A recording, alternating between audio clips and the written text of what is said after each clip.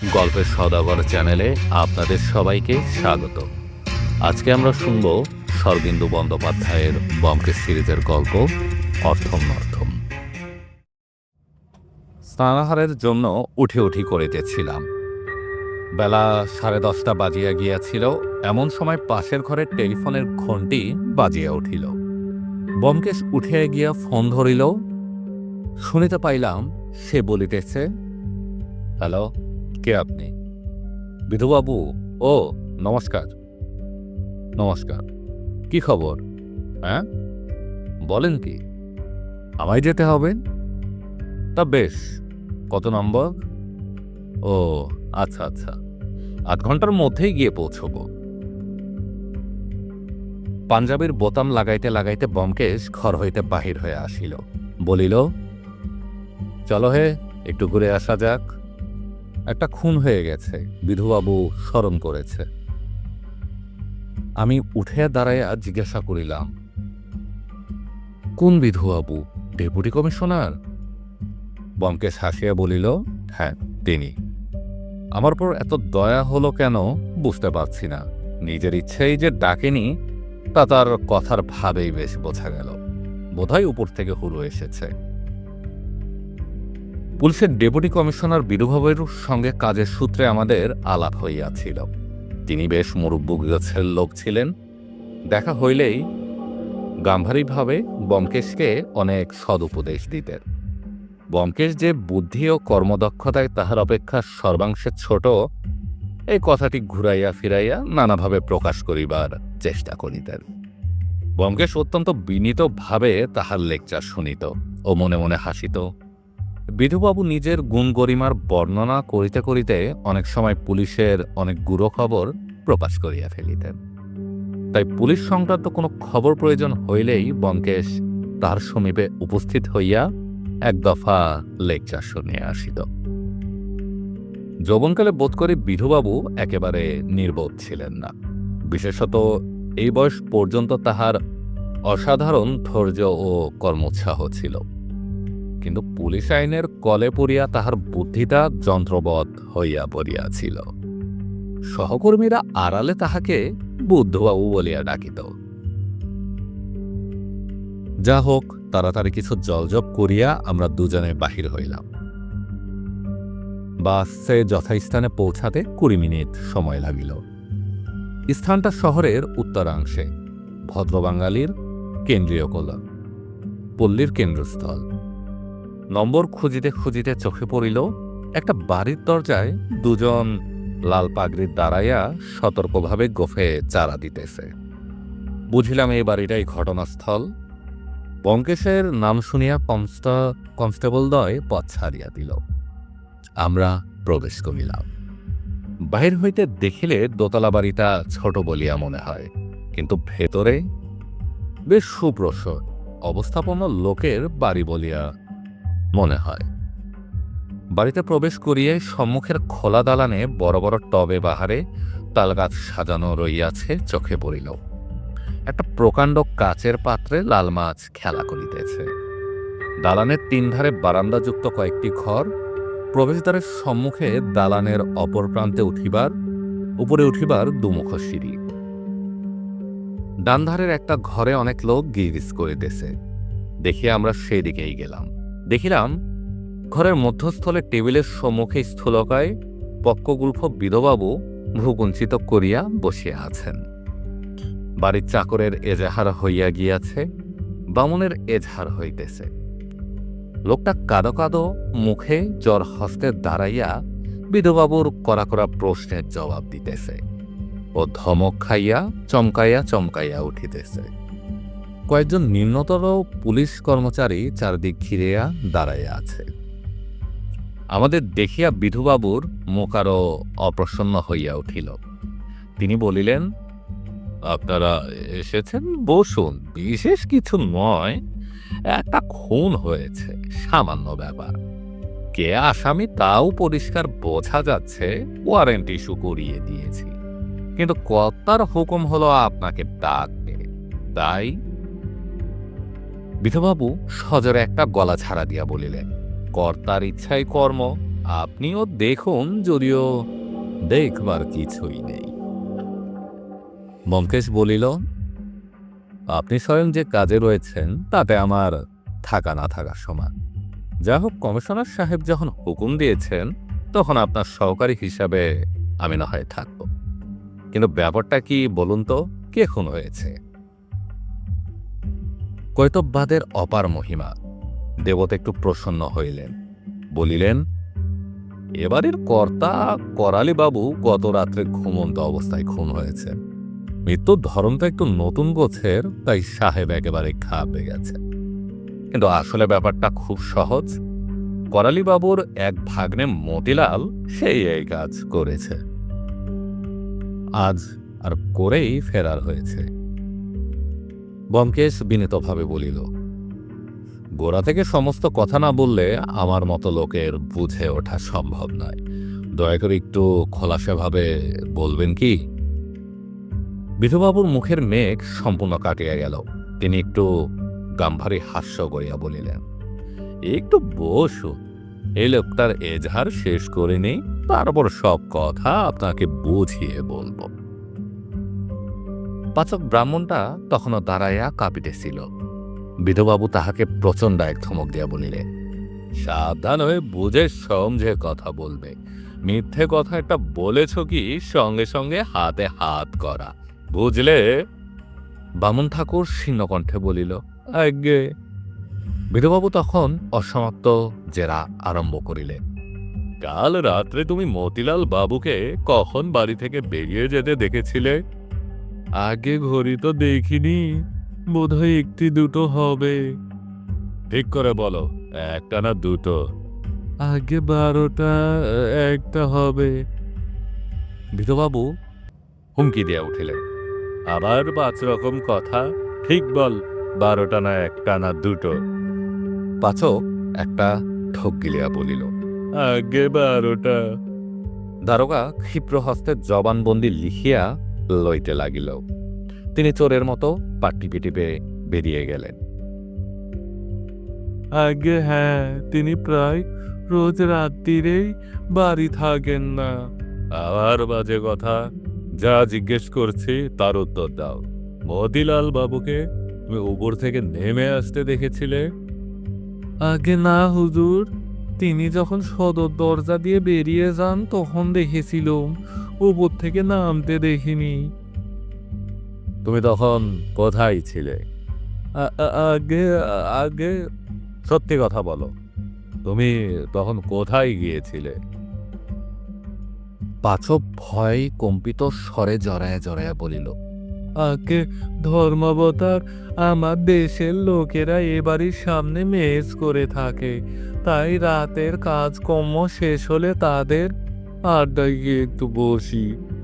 ও, তুমি তখন আড্ডায় বসে গাঁজার দম নিচ্ছিলে? আগে সদর দরজা তাহলে খোলা ছিল? ভয়ে পাচকটা শুকাইয়া গিয়াছিল। অস্ফুট স্বরে বলিল, আগে হ্যাঁ। বিধবাবু কিছুক্ষণ ভ্রুকুটি করিয়া থাকিয়া বলিলেন, তাহলে রাত্রে বাড়িতে কারা আসা যাওয়া করেছিল? তুমি আড্ডায় বসে দেখেছিলে? আগে আর বাড়ি থেকে কেউ তো বেরোননি। তুমি কখন বাড়ি ফিরলে? আগের মতিবাবু চলে যাবার 8 ঘন্টা পরেই আমি বাড়িতে এসে দরজা বন্ধ করে দিল। সুকুমার বাবু তার আগেই ফিরে এসেছিলেন। হ্যাঁ, সুকুমার বাবু আবার কোথা হতে ফিরে এসেছিলেন? তা জানি নে হুজুর। তিনি কখন ফিরেছিলেন? মতিলাল বাবু বেরিয়ে যাবার 20-25 মিনিট পরে। বিধবাবুর ভ্রুকুটি গভীরতর হইল। তিনি কিছুক্ষণ চিন্তা করিলেন, তারপর বলিলেন, তুমি এখন যেতে পারো, দরকার হলে তোমার এজাহার হবে। পাচক ঠাকুর ভূমিষ্ঠ হইয়া প্রণাম করিয়া পলায়ন করিল। বিধুবাবু তখন ঘর হইতে অন্য পুলিশ কর্মচারীদের সরিয়া যাইতে বলিলেন। ঘরে কেবল আমি আর ব্যোমকেশ রহিলাম। বিধুবাবু আমাদের দিকে ফিরিয়া বলিলেন, দেখলেন তো, একজনকে জেরা করে সব কথা বেরিয়ে এলো। ভালো জেরা করতে জানলে যা হোক, আপনাকে গোড়া থেকে না বোঝালে আপনি বুঝতে পারবেন না। বাড়ির সকলের জবানবন্দি নিয়ে যেসব কথা জানা গেছে তাই মোটামুটি আপনাকে বলছি, মন দিয়ে শুনুন। ব্যোমকেশ মাথা হেট করিয়া নীরবে শুনিতে লাগিল। বীরবাবু বলিতে আরম্ভ করিলেন, এই বাড়ির কর্তা যিনি ছিলেন তার নাম করালি বাবু। তিনি বিপত্নিক ও নিঃসন্তান ছিলেন। বেশ অবস্থাপন্ন লোক। কলকাতায় 4-5খানা বাড়ি আছে, তাছাড়া ব্যাংকেও 2-3 লাখ টাকা জমা আছে। স্ত্রীপুত্র না থাকলেও তার বুদ্ধির অভাব নেই। 3টে ভাগ্নে, মতিলাল, মাখনলাল আর ফণিভূষণ, এবং শালীর 2টো ছেলে মেয়ে, সব শুদ্ধ। 5টি লোককে করালিবাবু প্রতিপালন করিতেন। তারা সবাই এই বাড়িতেই থাকে, তাদের 3 কুলে আর কেউ নেই। যতদূর জানা যায় করালিবাবু ভয়ঙ্কর খবিশ মেজাজের লোক ছিলেন। ব্যাধব্যাধিতে পঙ্গু ছিলেন, বয়সও 60-62 হয়েছিল। তাই নিজের ঘর থেকে বড় একটা বেরুতেন না, কিন্তু বাড়ি শুধু লোক তাকে বাঘের মতো ভয় করত। তার এক অদ্ভুত পাগলামি ছিল, তিনি কেবলই নিজের উইল তৈরি করতেন। তা 3খানা উইল দেরাজ থেকে বেরিয়েছে। প্রথমটাই তিনি মাখনকে ওয়ারিশ করে যান, দ্বিতীয়টাই ওয়ারিশ মতিলাল, এবং সর্বশেষটায় তার সমস্ত সম্পত্তি সুকুমারকে দিয়ে গেছে। শেষ উইলটা তৈরি হয়েছে পরশু, সুকুমারই এখন তার ওয়ারিশ। করালিবাবুর থেকে উইল বদলাবার কারণ ছিল এই যে, যখন যার উপর তিনি চড়তেন তখনই তাকে উইল থেকে তিনি খারিজ করতেন। এই উইলের ব্যাপার নিয়ে কাল দুপুরবেলা মতিলালের সঙ্গে করালিবাবুর খুব একজোট ঝগড়া হয়ে যায়। মতিলালের শরীরে অনেক দোষ আছে, সে তাকে খাটের মরা 72 বুড়ো ইত্যাদি গালাগাল দিয়ে চলে আসে। তারপর রাত্রি প্রায় 12টার সময় মতিলাল চুপি চুপি বাড়ি থেকে পালায়। বামন এবং চাকর দুজনই তাকে পালাতে দেখেছে। আজ সকালবেলা দেখা গেল করালিবাবু তার বিছানায় মরে পড়ে আছে। কি করে মৃত্যু হলো প্রথমটা কেউ বুঝতে পারে। আমি এসে বার করলুম, তার ঘাড়ে ঠিক মেডালা আর ফার্স্ট ভার্টিবার মাঝখানে একটা সুচ আঙুল ফুটিয়ে দিয়ে তাকে খুন করা হয়েছে। বিধবাবু চুপ করলে ব্যোমকেশ মুখ তুলিল। ভারী আশ্চর্য ব্যাপার তো। মেডালা আর ফার্স্ট সার্ভিক ভার্টিবার সন্ধিস্থলে সুচ ফুটিয়ে খুন করেছে। এই যে একেবারে ব্রাইড অফ লেমারমোর। কিছুক্ষণ চিন্তা করিয়া বলিল, মতিলালের নামে ওয়ারেন্ট বের করে দিয়েছেন। লোকটা কাজকর্ম কিছু করে কিনা খবর পাওয়া গেছে কি? বিধবাবু বলিলেন, কিছু না 3rd ক্লাস অব্দি বিদ্যে, ঘোর বয়াটে। মা আমার অন্ন মারত আর বেলের লাগিয়েই ঘুরে বেড়াত। ব্যোমকেশ জিজ্ঞাসা করিল, আর মাখনলাল? তিনিও প্রায় দাদার মতো, তবে অতটা নয়। কোকেন গাঁজা টাজা খায় বটে, কিন্তু দাদার মতো এখনো নাম কাটা সেপাই হয়ে ওঠেনি। আর ফণিভূষণ? তিনি আবার খোরা, কথায় বলে কানা করা 1 গুণ বাড়া, কিন্তু এছাড়া বোধ হয় অতটা খারাপ নয়। তার কারণ খোরা বলে বাড়ি থেকে বেরুতে পারে না। 3 ভাইয়ের মধ্যে ফণিভূষণই একটু মানুষের মতন বোধ হলো। আর সুকুমার? সুকুমার বেশ ভালো ছেলে, মেডিকেল কলেজের 5th ইয়ারে পড়ে। তার বোন সত্যবতীও কলেজে পড়ে। এরা 2 ভাই বোনে বুড়োর যা কিছু সেবা শুশ্রূষা করত। এরা সকলেই বোধহয় অবিবাহিত। হ্যাঁ, মেয়েটিও। ব্যোমকেশ উঠে দাঁড়াইয়া বলিল, এবার চলুন বাড়িটা একবার ঘুরে দেখা যাক। মৃতদেহ বোধহয় এখনো স্থানান্তরিত হয়নি। না। একটু অপ্রসন্ন ভাবেই বিধবাবু উঠিয়া অগ্রবর্তী হইয়া চলিলেন। আমরা তাহার অনুসরণ করিলাম। উপরে উঠিবার সিঁড়ি বারান্দার 2 দিক হইতে উঠিয়া মাঝে চওড়া হইয়া দ্বিতলে পৌঁছাইয়াছে। সিঁড়ির নিচে একটা ঘরের দরজা দেখা গেল।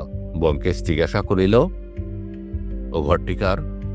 বিধুবাবু বলিলেন, ওটা মতিলালের ঘর। বিশেষ কারণবশত তিনি নিচে শোয়াই পছন্দ করিতেন। কর্তা অত্যন্ত কড়া মেজাজের লোক ছিলেন। রাত্রি 9টার পর কারুর বাইরে থাকবার হুকুম ছিল না। এর থেকে উপরের ঘরেই কর্তা শুতেন। ও, আর ওভারটি? বলিয়া ব্যোমকেশ সিঁড়ির পাশে কোণের ঘরটি নির্দেশ করিল। ওটাই মাখন লাল থাকে। এরা সবাই যে যার ঘরে আছেন বোধ হয়, অবশ্য মতিলাল ছাড়া। নিশ্চয়, আমি করা হুকুম দিয়েছি আমার বিনা অনুমতিতে কেউ যেন বাড়ির বাইরে না যায়। দোরের কাছে কনস্টেবল মোতায়েন করা আছে। ব্যোমকেশ অস্ফুট স্বরে প্রশংসা ও অনুমোদন সূচক কি একটা বলিল, শোনা গেল না। দোতলায় উঠিয়া সম্মুখে একটা বন্ধ দরজা দেখাইয়া বিধুবাবু বলিলেন, এই ঘরে করালি বাবু শুতে। দরজার সম্মুখে গিয়া হঠাৎ ব্যোমকেশ নতজানু হইয়া ঝুঁকিয়া বলিল, এটা কিসের দাগ?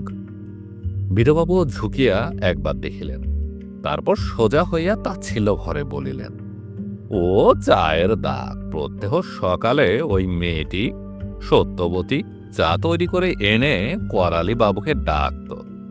আজ সকালে সাড়া না পেয়ে ঘরে ঢুকে দেখল তিনি মরে পড়ে আছেন। সেই সময় বোধহয় পেয়ালা থেকে চা চলকে পড়েছিল। ও, তিনি বুঝি সর্বপ্রথম করালি বাবুর মৃত্যুর কথা জানতে পারেন? হ্যাঁ, দ্বারে চাবি লাগানো ছিল। বিধুবাবু তালা খুলিয়া দিলে আমরা ভিতরে প্রবেশ করিলাম। ঘরটি মাঝারি আয়তনের, আসবাবপত্র বেশি নাই, কিন্তু যে কয়টি আছে সেগুলি পরিপাটিভাবে সাজানো। মেঝেই মির্জাপুরি কার্পেট পাতা, ঘরের মাঝখানে কাজ করা টেবিল ক্লথে ঢাকা ছোট টিপাই। এক কোণে একটা আলনা, তাতে কোচানো থান ও জামা গোছানো রহিয়াছে। জুতাগুলি নিচে বার্নিশ করা অবস্থায় সারি সারি রাখা আছে। ঘরের বাদিকের কোণে একখানি খাট, খাটের পর চাদর ঢাকা। একটা বস্তু রহিয়াছে, দেখিলে মনে হয় যেন কেহ পাশ ফিরিয়া চাদর মুড়ি দিয়া ঘুমাইতেছে। খাটের পাশে একটা টেবিল, তাহার উপর কয়েকটি ঔষধের শিশি ও মেজার গ্লাস সারি দিয়া সাজানো রহিয়াছে। কাচের গ্লাস ঢাকা একটা কুজা খাটের শেওরে মেঝের ওপর রাখা আছে। মোটের ওপর ঘরটি দেখিলে গৃহকর্তা যে কিরূপ গোছালো লোক ছিলেন তাহা সহজেই অনুমান করা যায়, এবং বিছানার শয়ান ওই চাদর ঢাকা লোকটি যে গত রাত্রিতে এই ঘরেই খুন হইয়াছিল তাহা কল্পনা করা দুঃসাধ্য হইয়া পড়ে। টিপাইয়ের উপর এক পেয়ালা অনাস্বাদিত চা তখনও রাখা ছিল। ব্যোমকেশ প্রথমে সেই পেয়ালাটাই অনেকক্ষণ ধরিয়া নিরীক্ষণ করিলেন। শেষে মৃদস্বরে কতকটা নিজ মনেই বলিল, পেয়ালার অর্ধেক চা চলকে পিরিচে পড়েছে। পেয়ালাটা অর্ধেক খালি, পিরিচটা ভরা কেন? বিধবাবু অধীরভাবে মুখে একটা শব্দ করিয়া বলিলেন, সে কথা তো আগেই বলেছি। মেয়েটি। ব্যোমকেশ বলিল, শুনেছি, কিন্তু কেন? বিধবাবু এই অর্থহীন প্রশ্নের জবাব দেওয়া প্রয়োজন মনে করিলেন না। বিরক্ত মুখে জানালার সম্মুখে গিয়া দাঁড়াইলেন। ব্যোমকেশ সন্তপনে চায়ের পেয়ালাটা তুলিয়া লইল। চায়ের পর একটা শ্বেতাব ছালি পড়িয়াছিল। চামচ দিয়া চা নাড়িয়া সে আস্তে আস্তে একটু মুখে দিল। তারপর পেয়ালাটি যথাস্থানে রাখিয়া দিয়া মুখ মুছিয়া খাটের পাশে গিয়া দাঁড়াইল। কিছুক্ষণ স্থিরভাবে বিছানার দিকে চাহিয়া থাকিয়া সে জিজ্ঞাসা করিল, মৃতদেহ নাড়াচাড়া হয়নি, ঠিক যেমন ছিল তেমনি আছে? বিধবাবু জানালার বাইরে তাকাইয়া বলিলেন, হ্যাঁ, কেবল চাদরটা মাথা পর্যন্ত ঢাকা দেওয়া হয়েছে, আর সুচটা বার করে নিয়েছি। ব্যোমকেশ ধীরে ধীরে চাদরটি তুলিয়া লইল। শুষ্ক শীর্ণ লোকটি যেন দেওয়ালের দিকে পাশ ফিরিয়া ঘুমাইতেছে। মাথার সব চুল পাকিয়া যায় নাই, কপালের চামড়া কুচকাইয়া কয়েকটা গভীর রেখা পড়িয়াছে। মুখে মৃত মৃত্যু যন্ত্রণার কোনো চিহ্ন নেই। ব্যোমকেশ লাশনা সরাইয়া পুঙ্খানুপুঙ্খ রূপে পরীক্ষা করিল। ঘাড়ের চুল সরাইয়া দেখিল, নাকের কাছে ঝুঁকিয়া অনেকক্ষণ কি যেন পরীক্ষণ নিরীক্ষণ করিল। তারপর বিধুবাবুকে ডাকিয়া বলিল, আপনি নিশ্চয় খুব ভালো করে লাশ পরীক্ষা করেছেন, তবু দুটো বিষয়ে আপনার দৃষ্টি আকর্ষণ করছি। ঘাড়ে 3বার সূচ ফোটানোর দাগ আছে। বিধুবাবু পূর্বে তাহা লক্ষ্য করেন নাই, এখন তাহা দেখিয়া বলিলেন, হ্যাঁ, কিন্তু বিশেষ কিছু নয়।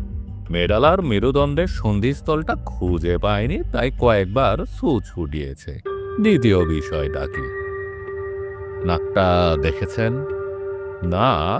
হ্যাঁ, নাক। বিধুবাবু নাক দেখিলেন। আমিও ঝুঁকিয়া দেখিলাম। নাসারন্ধ্রের চারদিকে কয়েকটা ছোট ছোট কালো দাগ রহিয়াছে। শীতের সময় গায়ের চামড়া ফাটিয়া যেরূপ দাগ হয় সেই রূপ। বিধুবাবু বলিলেন, বোধহয় সর্দি হয়েছিল, ঘন ঘন নাক মুছলে ওরকম দাগ হয়। এ থেকে আপনি কি অনুমান করলেন? বিধুবাবুর স্বর বিদ্রুপ তীক্ষ্ণ। কিছু না, চলুন এবার পাশের ঘরটা দেখা যাক। ওটা বোধহয় করালিবাবুর বসবার ঘর ছিল। পাশের ঘরে টেবিল, চেয়ার, টাইপরাইটার, বইয়ের আলমারি ইত্যাদি ছিল। এই ঘরেই করালিবাবু অধিকাংশ সময় কাটাইতেন। বিধুবাবু টেবিলের দেরাজ নির্দেশ করিয়া বলিলেন, এই দেরাজে তার উইলগুলো পাওয়া গিয়েছে। ব্যোমকেশ এই ঘরটা ভালো করিয়া পরীক্ষা করিল, কিন্তু কিছু পাওয়া গেল না। দেরাজে অন্য কোনো কাগজপত্র ছিল না। ঘরের অপর দিকে ছোট একটা গোসলখানা। সেটাতে ব্যোমকেশ একবার উকি মারিয়া ফিরিয়া আসিল, বলিল, এখানে আর কিছু দেখবার নেই। এবার চলুন সুকুমার বাবুর ঘরে। তিনি মৃতের উত্তরাধিকারী না? ভালো কথা, সূচটা একবার দেখি। বিধুবাবু পকেট হইতে একটা খাম বাহির করিয়া দিলেন। ব্যোমকেশ তাহার ভিতর হইতে একটা সূচ বাহির করিয়া 2 আঙ্গুলে তুলিয়া ধরিল। সাধারণ সূচ অপেক্ষা আকার একটু বড় ও মোটা, অনেকটা কাঁথা সেলাইয়ের সূচের মতো। তাহার প্রান্ত হইতে একটু সুতো ঝুলিয়ে দিয়েছে। ব্যোমকেশ বিস্ফোরিত নয়নে কিছুক্ষণ চাহিয়া থাকিয়া চাপা স্বরে কহিল, আশ্চর্য, ভারী আশ্চর্য। কি? সুতো দেখছেন না? সূচে সুতো পরানো রয়েছে, কালো রেশমের সুতো। তা তো দেখতে পাচ্ছি, কিন্তু সূচে সুতা পরানো থাকাতে আশ্চর্যটা কি? ব্যোমকেশ একবার বিধুবাবুর মুখের দিকে তাকাইল, তারপর যেন একটু লজ্জিতভাবে বলিল, তাও তো বটে, আশ্চর্য হবার কি আছে? সূচের সুতা পরানো তো হয়েই থাকে, সেই জন্যই তো সূচের সৃষ্টি।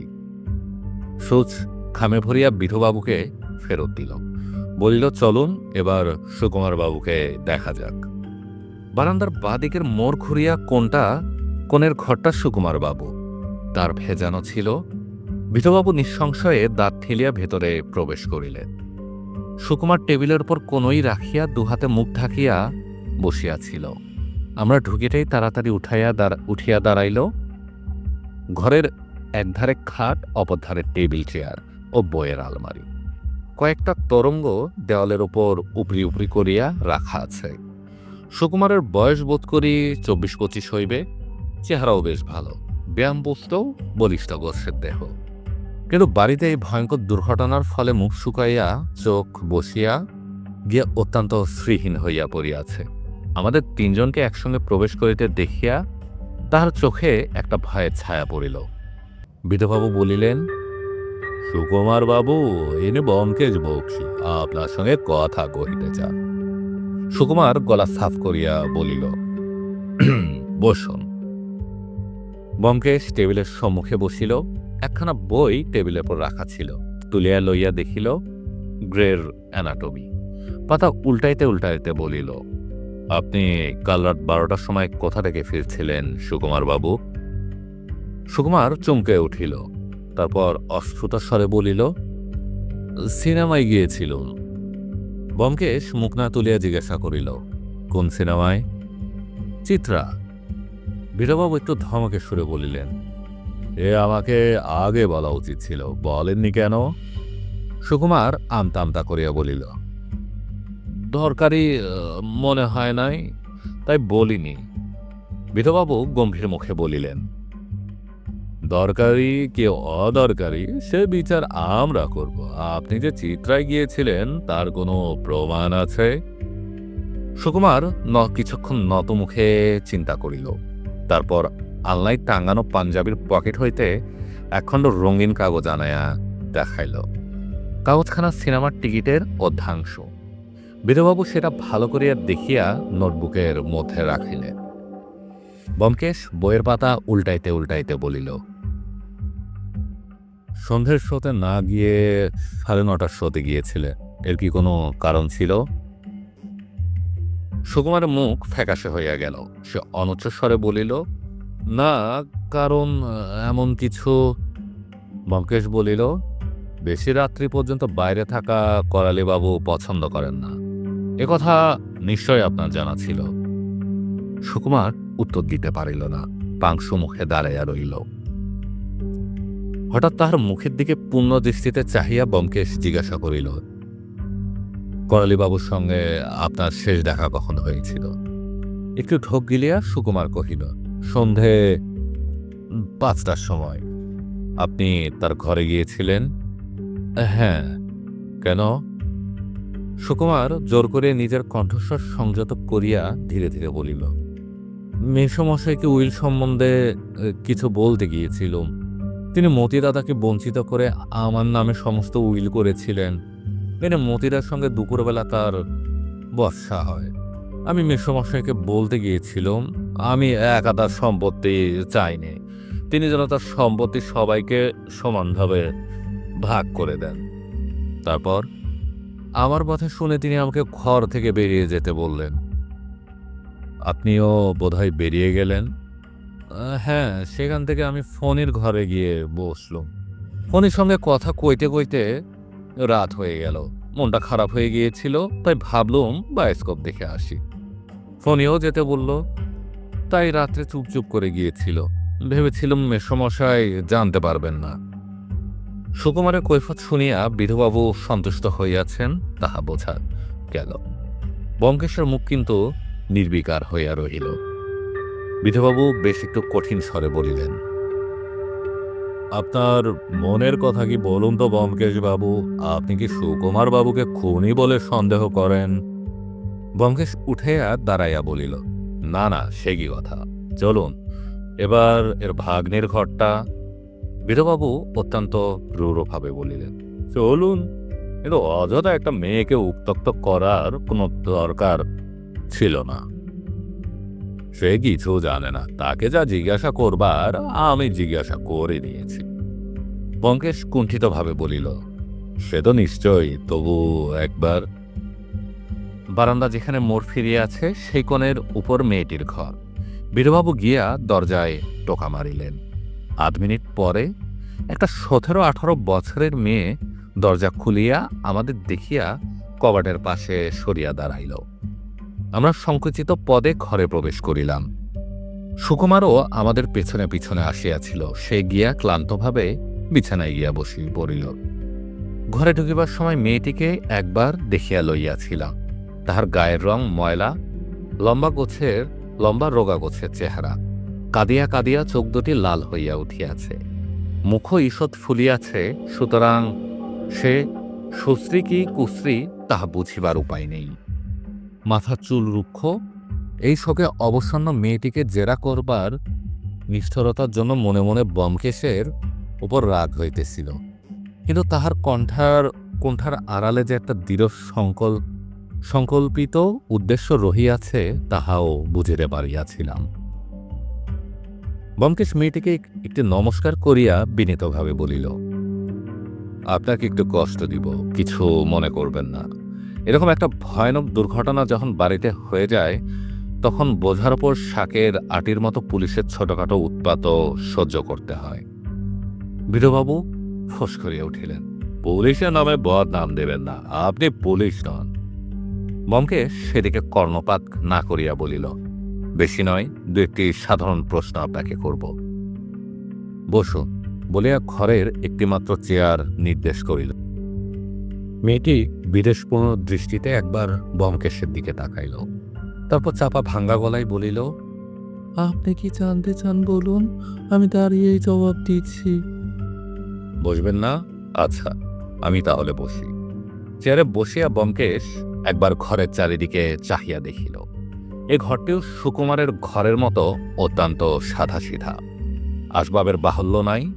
খাট, টেবিল, চেয়ার, বইয়ের আলমারি, বাড়তির মধ্যে একটা দেরাজযুক্ত ড্রেসিং টেবিল।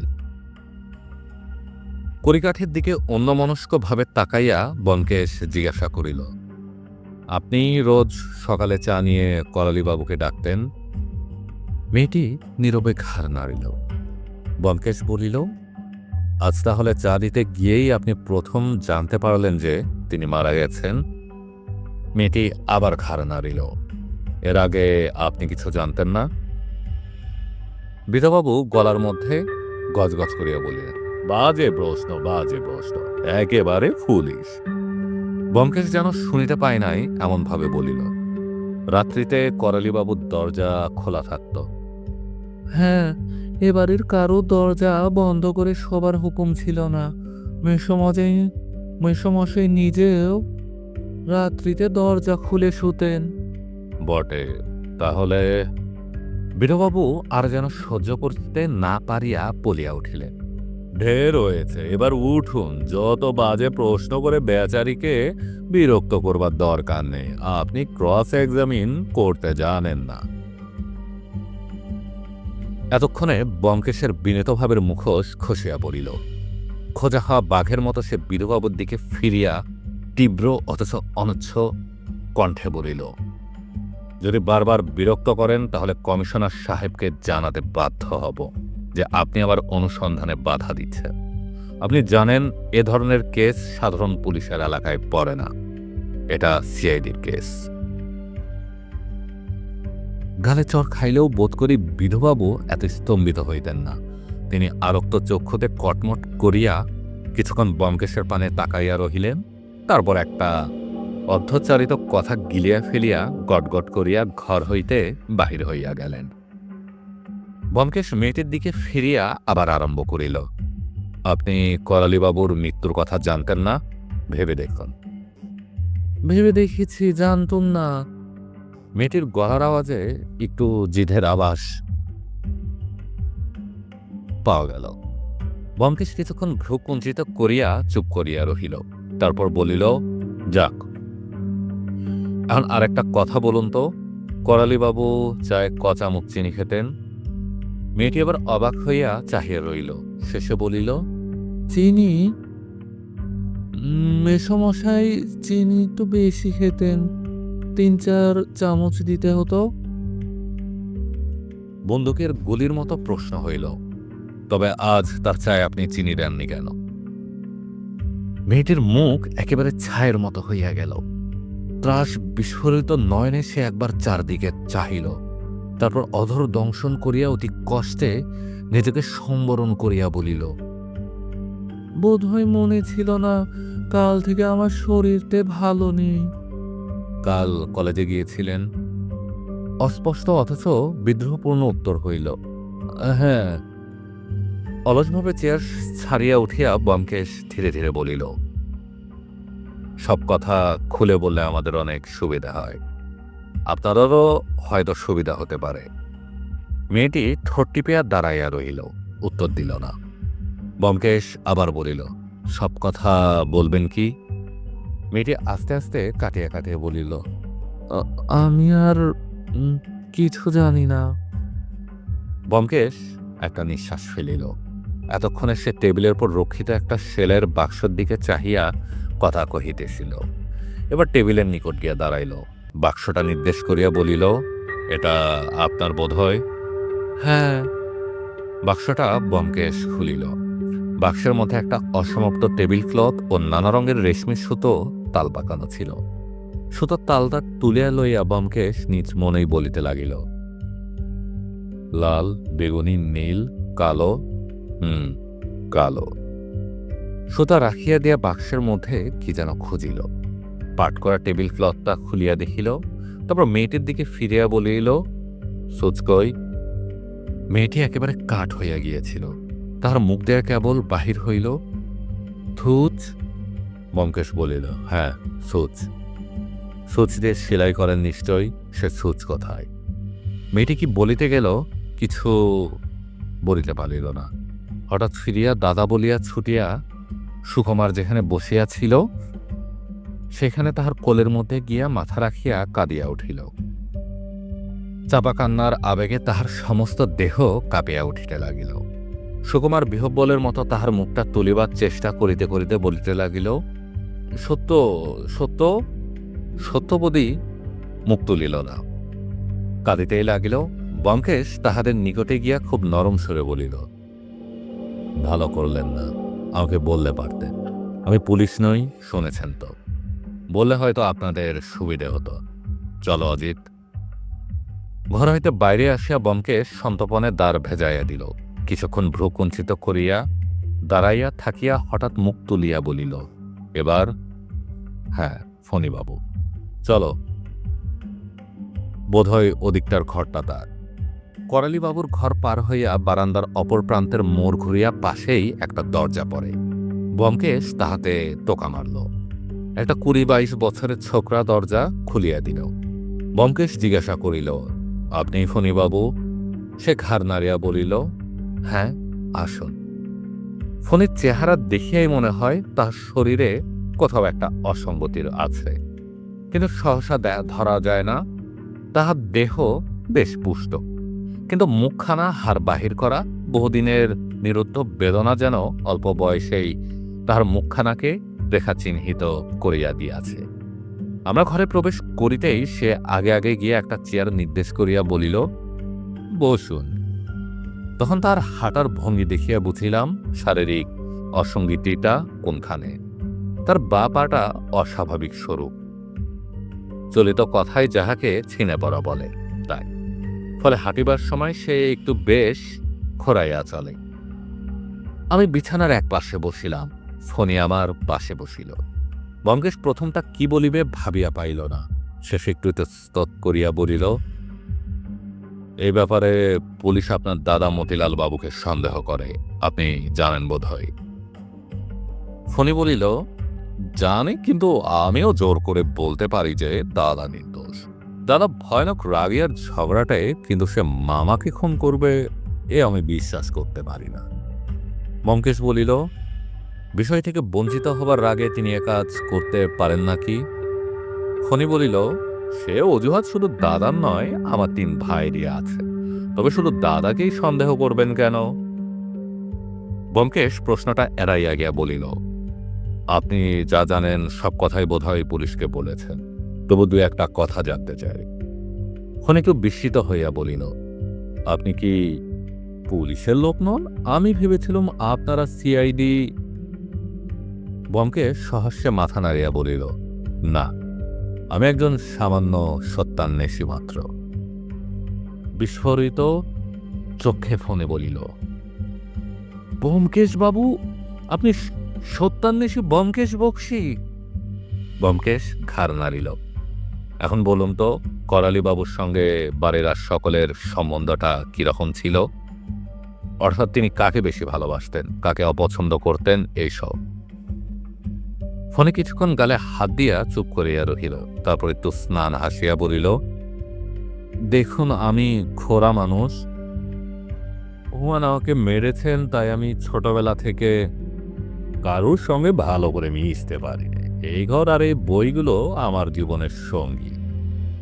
মামা যে আমাদের ৫ জনের মধ্যে কাকে বেশি ভালোবাসতেন তা নির্ভুলভাবে আমার পক্ষে বলা সম্ভব নয়। তিনি বড় তিরিক্ষি মেজাজের লোক ছিলেন। তার মনের ভাব মুখের কথায় প্রকাশ পেত না।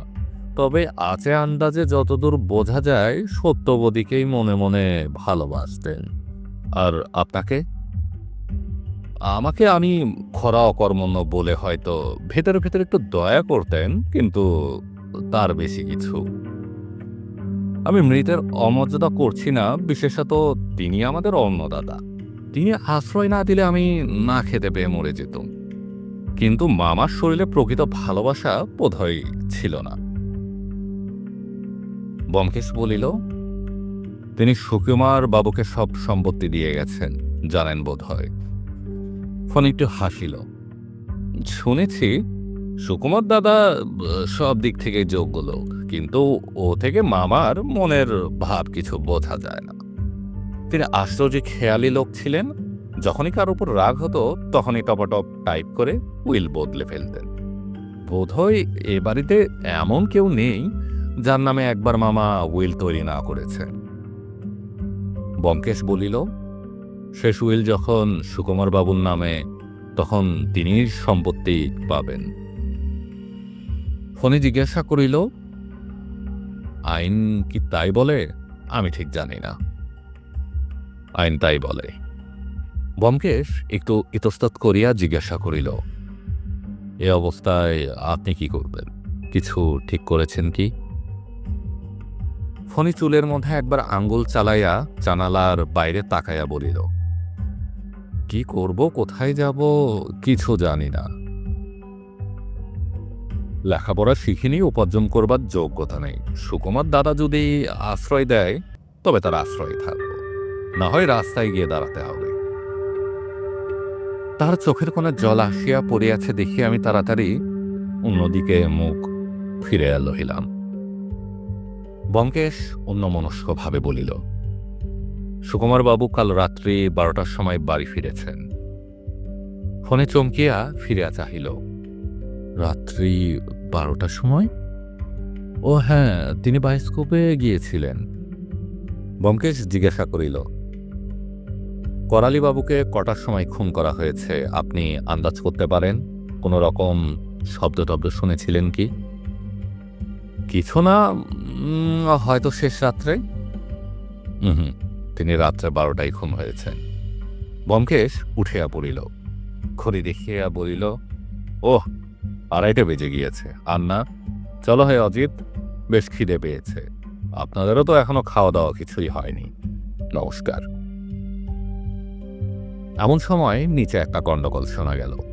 পরক্ষণে আমাদের ঘরের দরজা সজোরে ঠেলিয়া একজন লোক উত্তেজিতভাবে বলিতে বলিতে ঢুকিল। ফণি দাদাকে অ্যারেস্ট করে এনেছে। আমাদের দেখিয়াই সে থামিয়া গেল। বঙ্কেশ বলিল, আপনি মাখনবাবু? মাখন ভয়ে কুচকিয়া গিয়া আমি কিছু জানি নে বলিয়া সবেগে ঘর ছাড়িয়া পলায়ন করিল। নিচে নামিয়া দেখিলাম বসাবার ঘরে হুলস্থুল কাণ্ড। বিধবাবেও ঘরে নাই। থানার ইন্সপেক্টর তাহার স্থান লইয়াছে।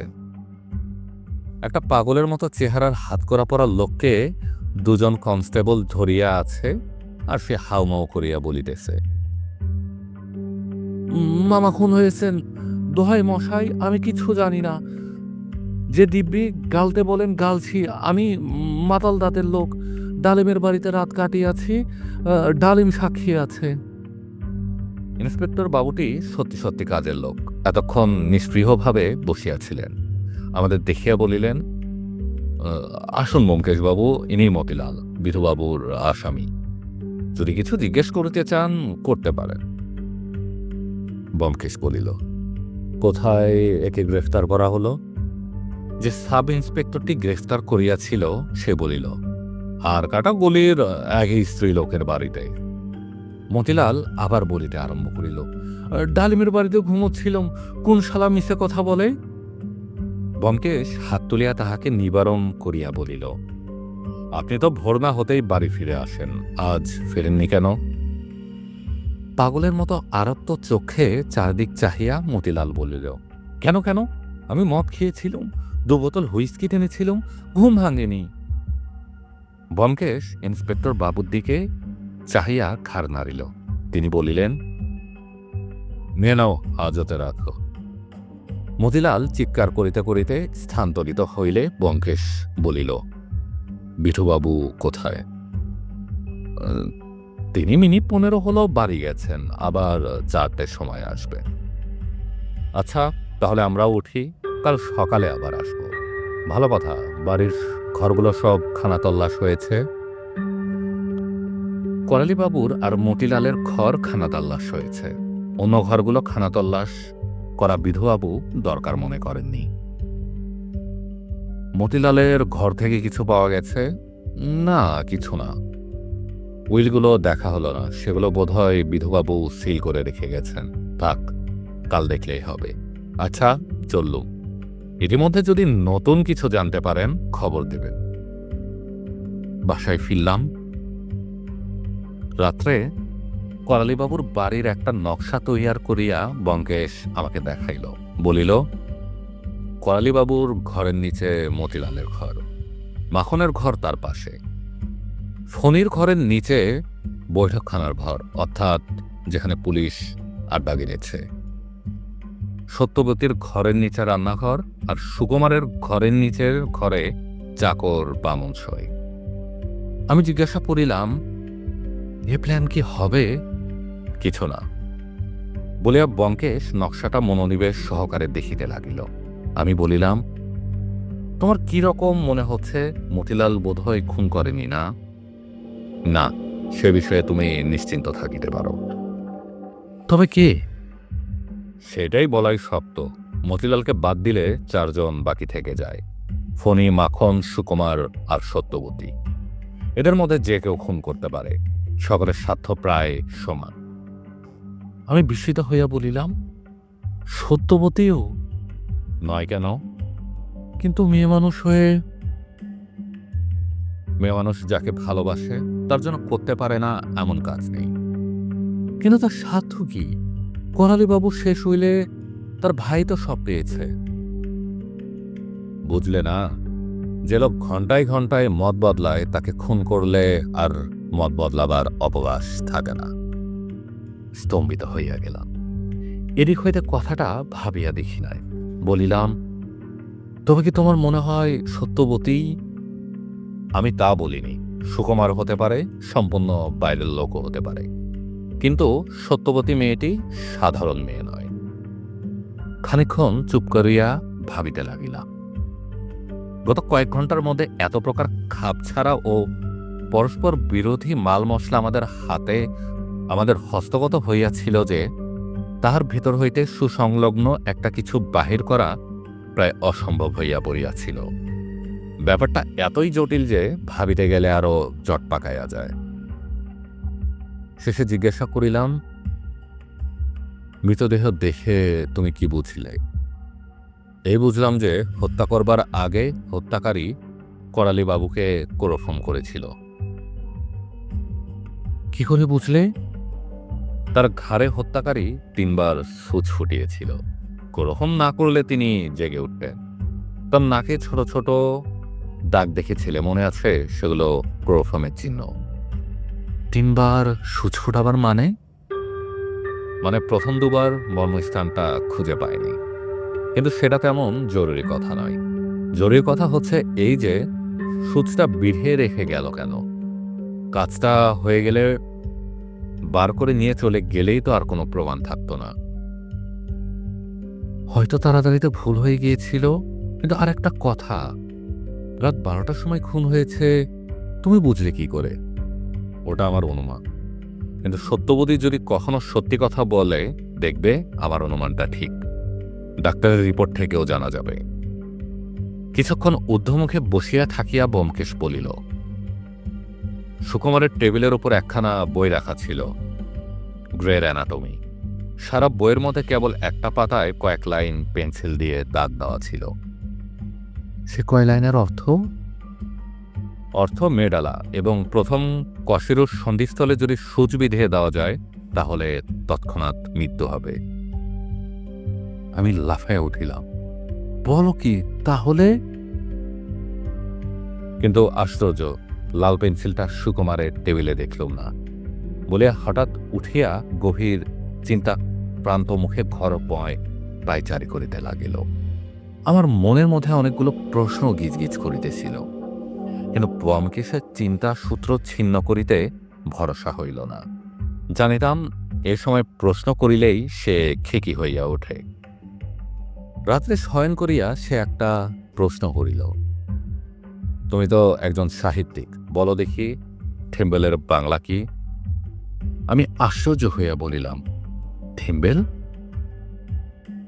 যা আঙ্গুলে পরে দর্জিরা সেলাই করে? হ্যাঁ। আমি ভাবিতে ভাবিতে বলিলাম, অঙ্গুলিত্রাণ হইতে পারে, কিংবা সূচিবর্ম। বঙ্কেশ বলিল, ওসব চালাকি চলবে না, খাঁটি বাংলা প্রতিশব্দ বলো। স্বীকার করিতে হইল বাংলা প্রতিশব্দ নাই, অন্তত আমার জানা নাই। জিজ্ঞাসা করিলাম, তুমি জানো? হুম, জানলে আর জিজ্ঞেস করব কেন? বঙ্কেশ আর কথা কহিল না। আমিও বাংলা ভাষার অশেষ দৈনের কথা চিন্তা করিতে করিতে ঘুমাইয়া পড়িলাম। পরদিন সকালে উঠিয়া দেখি বঙ্কেশ বাহির হইয়া গিয়াছে। একটু রাগ হইল, কিন্তু বুঝিলাম আমাকে না লইয়া যাওয়ার কোনো মতলব আছে। হয়তো আমি গেলে অসুবিধা হইত। যখন ফিরিল তখন বেলা প্রায় 11টা।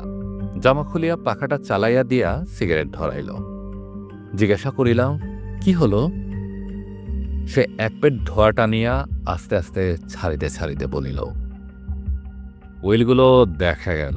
উইলের সাক্ষী বাড়ির বামুন আর চাকর, তাদের টিপসই রয়েছে। আর বাড়ির অন্য ঘরগুলো ভালো করে খানাতল্লাশ করতে বললাম, কিন্তু বিধুবাবু খো ধরেছেন, আমি যা বলবো তার উল্টো কাজটি করবেন। শেষ পর্যন্ত ভয় দেখিয়ে এলুম, যদি খানাতল্লাশ না করেন কমিশনার সাহেবকে নালিশ করব। তারপর আর কি, তিনি এখন মতিলালকে কামড়ে পড়ে আছেন। কিয়ৎকাল চুপ করিয়া থাকিয়া বলিল, মেয়েটা ভয়ানক শক্ত। এমন মুখ টিপে রইল, কিছুতেই মুখ খুলল না। অথচ এই রহস্যের চাবিকাঠি তার কাছে। যা হোক, দেখা যাক। বিধুবাবু যদি শেষ পর্যন্ত খানাতল্লাশ করা মনস্থ করেন, হয়তো কিছু পাওয়া যেতে পারে। কি পাওয়া যাবে? কি প্রত্যাশা করো? কে বলতে পারে? সামান্য জিনিস, হয়তো একটা ডাক্তারি দোকানের ক্যাশ মেমো, কিংবা একটা পেন্সিল, কিন্তু বৃথা গবেষণা করে লাভ নেই। চলো না, এবার বেলা হলো। দুপুরবেলা বঙ্কেশ আরামকেদারায় চোখ বুজিয়া শুইয়া কাটাইয়া দিল। মনে হইল সে যেন কিছুর প্রতীক্ষা করিতেছে। 3টা বাজিতে পুতিরাম চা দিয়া গেল। নিঃশব্দে পান করিয়া বঙ্কেশ পূর্ববৎ পড়িয়া রইল। 4:30 বাজিবার পর পাশের ঘরে টেলিফোন বাজিয়া উঠিল। বঙ্কেশ দ্রুত উঠিয়া গিয়া ফোন ধরিল। কে আপনি? ও, ইন্সপেক্টর বাবু, কি খবর? সুকুমার বাবুর ঘর সার্চ হয়েছে? বেশ বেশ। বিধুবাবু তাহলে শেষ পর্যন্ত তার ঘরে কি পাওয়া গেল? হ্যাঁ, সুকুমার বাবুকে অ্যারেস্ট করা হয়েছে। তারপর কিছু পাওয়া গেল? ক্লোরোফর্মের শিশি আলমারিতে বইয়ের পিছনে ছিল। আর উইল, আর একখানা টাইপ করা উইল। বলেন কি? কোন তারিখের? যে রাতে করালি বাবু মারা যান সেদিনেরই তৈরি। কোথায় ছিল? বাক্সের তলায়। এ বলে ওয়ারিশকে? ফণিবাবু? হ্যাঁ, ঠিক বলেছেন। পর্যায়ক্রমে এবার তারই পালা ছিল বটে। সুকুমার বাবুর বোনকে কি গ্রেফতার করা হয়েছে? না। ও, বুঝেছি। ঘরে আর কিছু পাওয়া যায়নি? এই ধরুন একটা লাল পেন্সিল। পাননি? আশ্চর্য, সেলাইয়ের কোনো উপকরণও পাননি? তাই তো। বিধুবাবু আছেন? মতিলালকে খালাস করতে গেছেন? তবু ভালো, বিধুবাবুর সুমতি হয়েছে।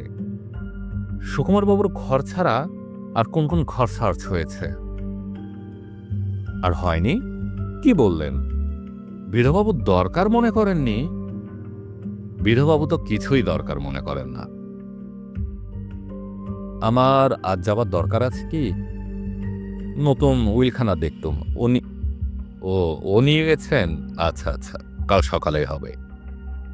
লাল পেন্সিল আর সেলাইয়ের ওই উপকরণটা যতক্ষণ না পাওয়া যাচ্ছে ততক্ষণ কি বলছে? সুকুমারের বিরুদ্ধে ওভারওয়েলমিংয়ের প্রমাণ পাওয়া গেছে। তা বলতে পারেন, কিন্তু ডাক্তারের রিপোর্ট কি পাওয়া গেছে? মৃত্যুর সময় সম্বন্ধে কি লিখেছেন? আহারে 3 ঘন্টা পরে, তার মানে আন্দাজ রাত 12টা। আচ্ছা, কাল সকালে নিশ্চয় যাব। ফোন রাখিয়া বঙ্কেশ ফিরে আসিয়া বসিল।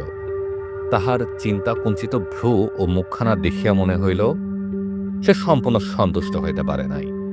জিজ্ঞাসা করিলাম, সুকুমারী তাহলে? তুমি তো গোড়া থেকেই সন্দেহ করেছিলে না? কিছুক্ষণ নীরব থাকিয়া ব্যোমকেশ বলিল, এ ব্যাপারে যত কিছু প্রমাণ সবই সুকুমারের দিকে নির্দেশ করছে। দেখো, করালিবাবুর মৃত্যুর ধরনটা চোখে আঙ্গুল দিয়ে দেখিয়ে দিচ্ছে যে এ ডাক্তারের কাজ। যারা ডাক্তারি কিছু জানে না তারা ওভাবে খুন করতে পারে না। যে সূচটা ব্যবহার করা হয়েছে তাও তার বোনের সেলের বাক্স থেকে চুরি করা, এমনকি সুতোটা পর্যন্ত এক। সুকুমার বাড়ির 12টার সময় বাড়ি ফিরল, ঠিক সে সময় করালিবাবু মারা গেলেন। সুকুমারের ঘর সার্চ করে বেরিয়েছে ক্লোরোফর্মের শিশি আর একটা টাইপ করা উইল। করালিবাবুর শেষ উইল, যাতে তিনি সুকুমারকে বঞ্চিত করে ফণিকে সর্বস্ব দিয়ে গেছেন। সুকুমার নিজের মুখে স্বীকার করেছেন যে সেদিন সন্ধ্যাবেলা করালিবাবুর সঙ্গে তার ঝগড়া হয়েছিল। সুতরাং তিনি যে আবার উইল বদলাবেন তা সে বেশ বুঝতে পেরেছিল। খুন করার মোটিভ পর্যন্ত পরিষ্কার পাওয়া যাচ্ছে। তাহলে সুকুমারী যে আসামি তাতে আর সন্দেহ নেই? সন্দেহের অবকাশ কোথায়? কিছুক্ষণ চুপ থাকিয়া জিজ্ঞাসা করিল, আচ্ছা, সুকুমারকে দেখে তোমার কি রকম মনে হয়? খুব নির্বোধ বলে মনে হলো কি? আমি বলিলাম, না, বরঞ্চ বেশ বুদ্ধি আছেই বলে মনে হলো। ব্যোমকেশ ভাবিতে ভাবিতে বলিল, সেখানেই ধোকা লাগছে। বুদ্ধিমান বোকার মতো কাজ করে কেন? বলে ব্যোমকেশ সচকিতভাবে সোজা হইয়া বসিল। দ্বারের কাছে অস্পষ্ট পদধ্বনি আমিও শুনতে পাইয়াছিলাম।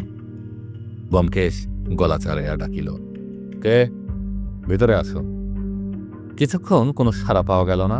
তারপর আস্তে আস্তে দ্বার খুলিয়া গেল। ঘোর বিস্ময়ে দেখিলাম সম্মুখে দাঁড়াইয়া আছে সত্যবতী। সত্যবতী ঘরে প্রবেশ করিয়াই দ্বার ভেজাইয়া দিল। কিছুকাল শব্দ হইয়া দাঁড়াইয়া রহিল। তারপর হঠাৎ ঝরঝর করিয়া কাঁদিয়া ফেলিয়া রুদ্ধস্বরে বলিল, ব্যোমকেশ বাবু, আমার দাদাকে বাঁচান। অপ্রত্যাশিত আবির্ভাবে আমি একেবারে ভেঁবা চাকা খাইয়া গিয়াছিলাম। ব্যোমকেশ কিন্তু তরাক করিয়া সত্যবতীর সম্মুখে দাঁড়াইল। সত্যবতীর মাথাটা বোধহয় ঘুরিয়া গিয়াছিল। সে অন্ধভাবে একটা হাত বাড়াইয়া দিতেই ব্যোমকেশ হাত ধরিয়া তাহাকে একখানা চেয়ারে আনিয়া বসাইয়া দিল। আমাকে ইঙ্গিত করিতেই পাখাটা চালাইয়া দিলাম। প্রথম মিনিট 2-3 সত্যবতী আসিয়া সত্যবতীর চোখে আঁচল দিয়া খুব খানিকটা কাঁদিল। আমরা নির্বাক লজ্জিত মুখে অন্যদিকে চোখ ফিরিয়া রইলাম। আমাদের বৈচিত্র্যপূর্ণ জীবনেও এমন ব্যাপার পূর্বে কখনো ঘটে নাই। সত্যবতীকে পূর্বে আমি একবার দেখিয়াছিলাম। সাধারণ শিক্ষিত বাঙালি মেয়ে হইতে সে যে আকারে প্রকারে একটুও পৃথক তাহা মনে হয় নাই।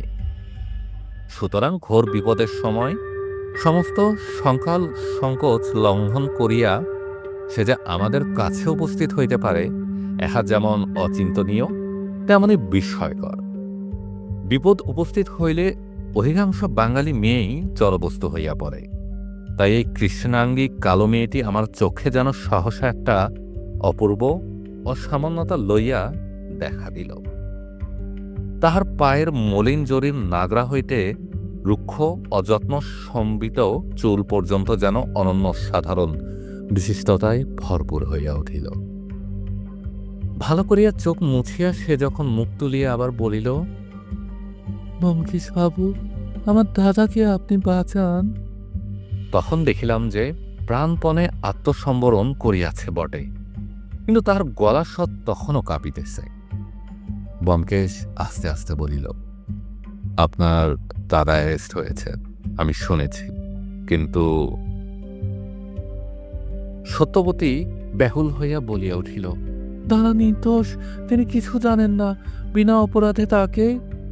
বলিতে বলিতে আবার সে কাঁদিয়া ফেলিল। ব্যোমকেশ ভেতরে ভেতরে বিচলিত হইয়াছে বুঝিলাম, কিন্তু সে শান্তভাবে বলিল, কিন্তু তার বিরুদ্ধে যেসব প্রমাণ পাওয়া গেছে। সত্যবতী বলিল, সেসব মিথ্যে প্রমাণ। দাদা কখনো টাকার লোভে কাউকে খুন করতে পারেন না। আপনি জানেন না তার মতো লোক ব্যোমকেশ বাবু। আমরা মেসমশাইয়ের টাকা চাই না, আপনি শুধু দাদাকে এই বিপদ থেকে উদ্ধার করুন, আপনার পায়ে কেনা হয়ে থাকবো। তাহার দুই চোখ দিয়া ধারার মতো অশ্রু ঝরিয়া পড়িতে লাগিল, কিন্তু সে আর তাহা মুছিবার চেষ্টা করিল না, বোধ করি জানিতেই পারিল না। ব্যোমকেশ এবার যখন কথা কহিল তখন তাহার কণ্ঠস্বরে একটা অশ্রুতপূর্বক গাঢ়তা লক্ষ্য করিলাম। সে বলিল, আপনার দাদা যদি সত্যি নির্দোষ হন, আমি তাকে প্রাণপণে বাঁচাবার চেষ্টা করব, কিন্তু দাদা নির্দোষ? আপনি বিশ্বাস করছেন না? আমি আপনার পা ছুঁয়ে বলছি, দাদা এ কাজ করতে পারেন না। একটা মাছিকেও মারা তার পক্ষে সম্ভব নয়। বলিতে বলিতে সে হঠাৎ নতজানু হইয়া ব্যোমকেশের পায়ের পর হাত রাখিল। ও কি করছেন? উঠে বসুন, উঠে বসুন বলিয়া ব্যোমকেশ নিজেই চেয়ার ছাড়িয়া উঠিয়া পা সরায় লইল। আপনাকে বলুন দাদাকে ছেড়ে দিবেন। ব্যোমকেশ দুই হাত ধরিয়া সত্যবতীকে জোর করিয়া তুলিয়া চেয়ারে বসায় দিল। তারপর তাহার সম্মুখে বসিয়া দৃঢ়স্বরে বলিল, আপনি ভুল করছে। সুকুমার বাবুকে ছেড়ে দেবার মালিক আমি নই, পুলিশ। তবে আমি চেষ্টা করতে পারি। চেষ্টা করতে হলে সব কথা আমার জানা দরকার, বুঝছেন না? আমার কাছ থেকে যতক্ষণ আপনি কথা গোপন করবেন ততক্ষণ কোনো সাহায্যই আমি করতে পারবো না। চক্ষু নত করিয়া সত্যবতী বলিল, আমি তো কোনো কথা গোপন করিনি। করেছেন। আপনি সেই রাত্রেই করালিবাবুর ঘরে গিয়ে তার মৃত্যুর কথা জানতে পেরেছিলেন, কিন্তু আমাকে বলেননি।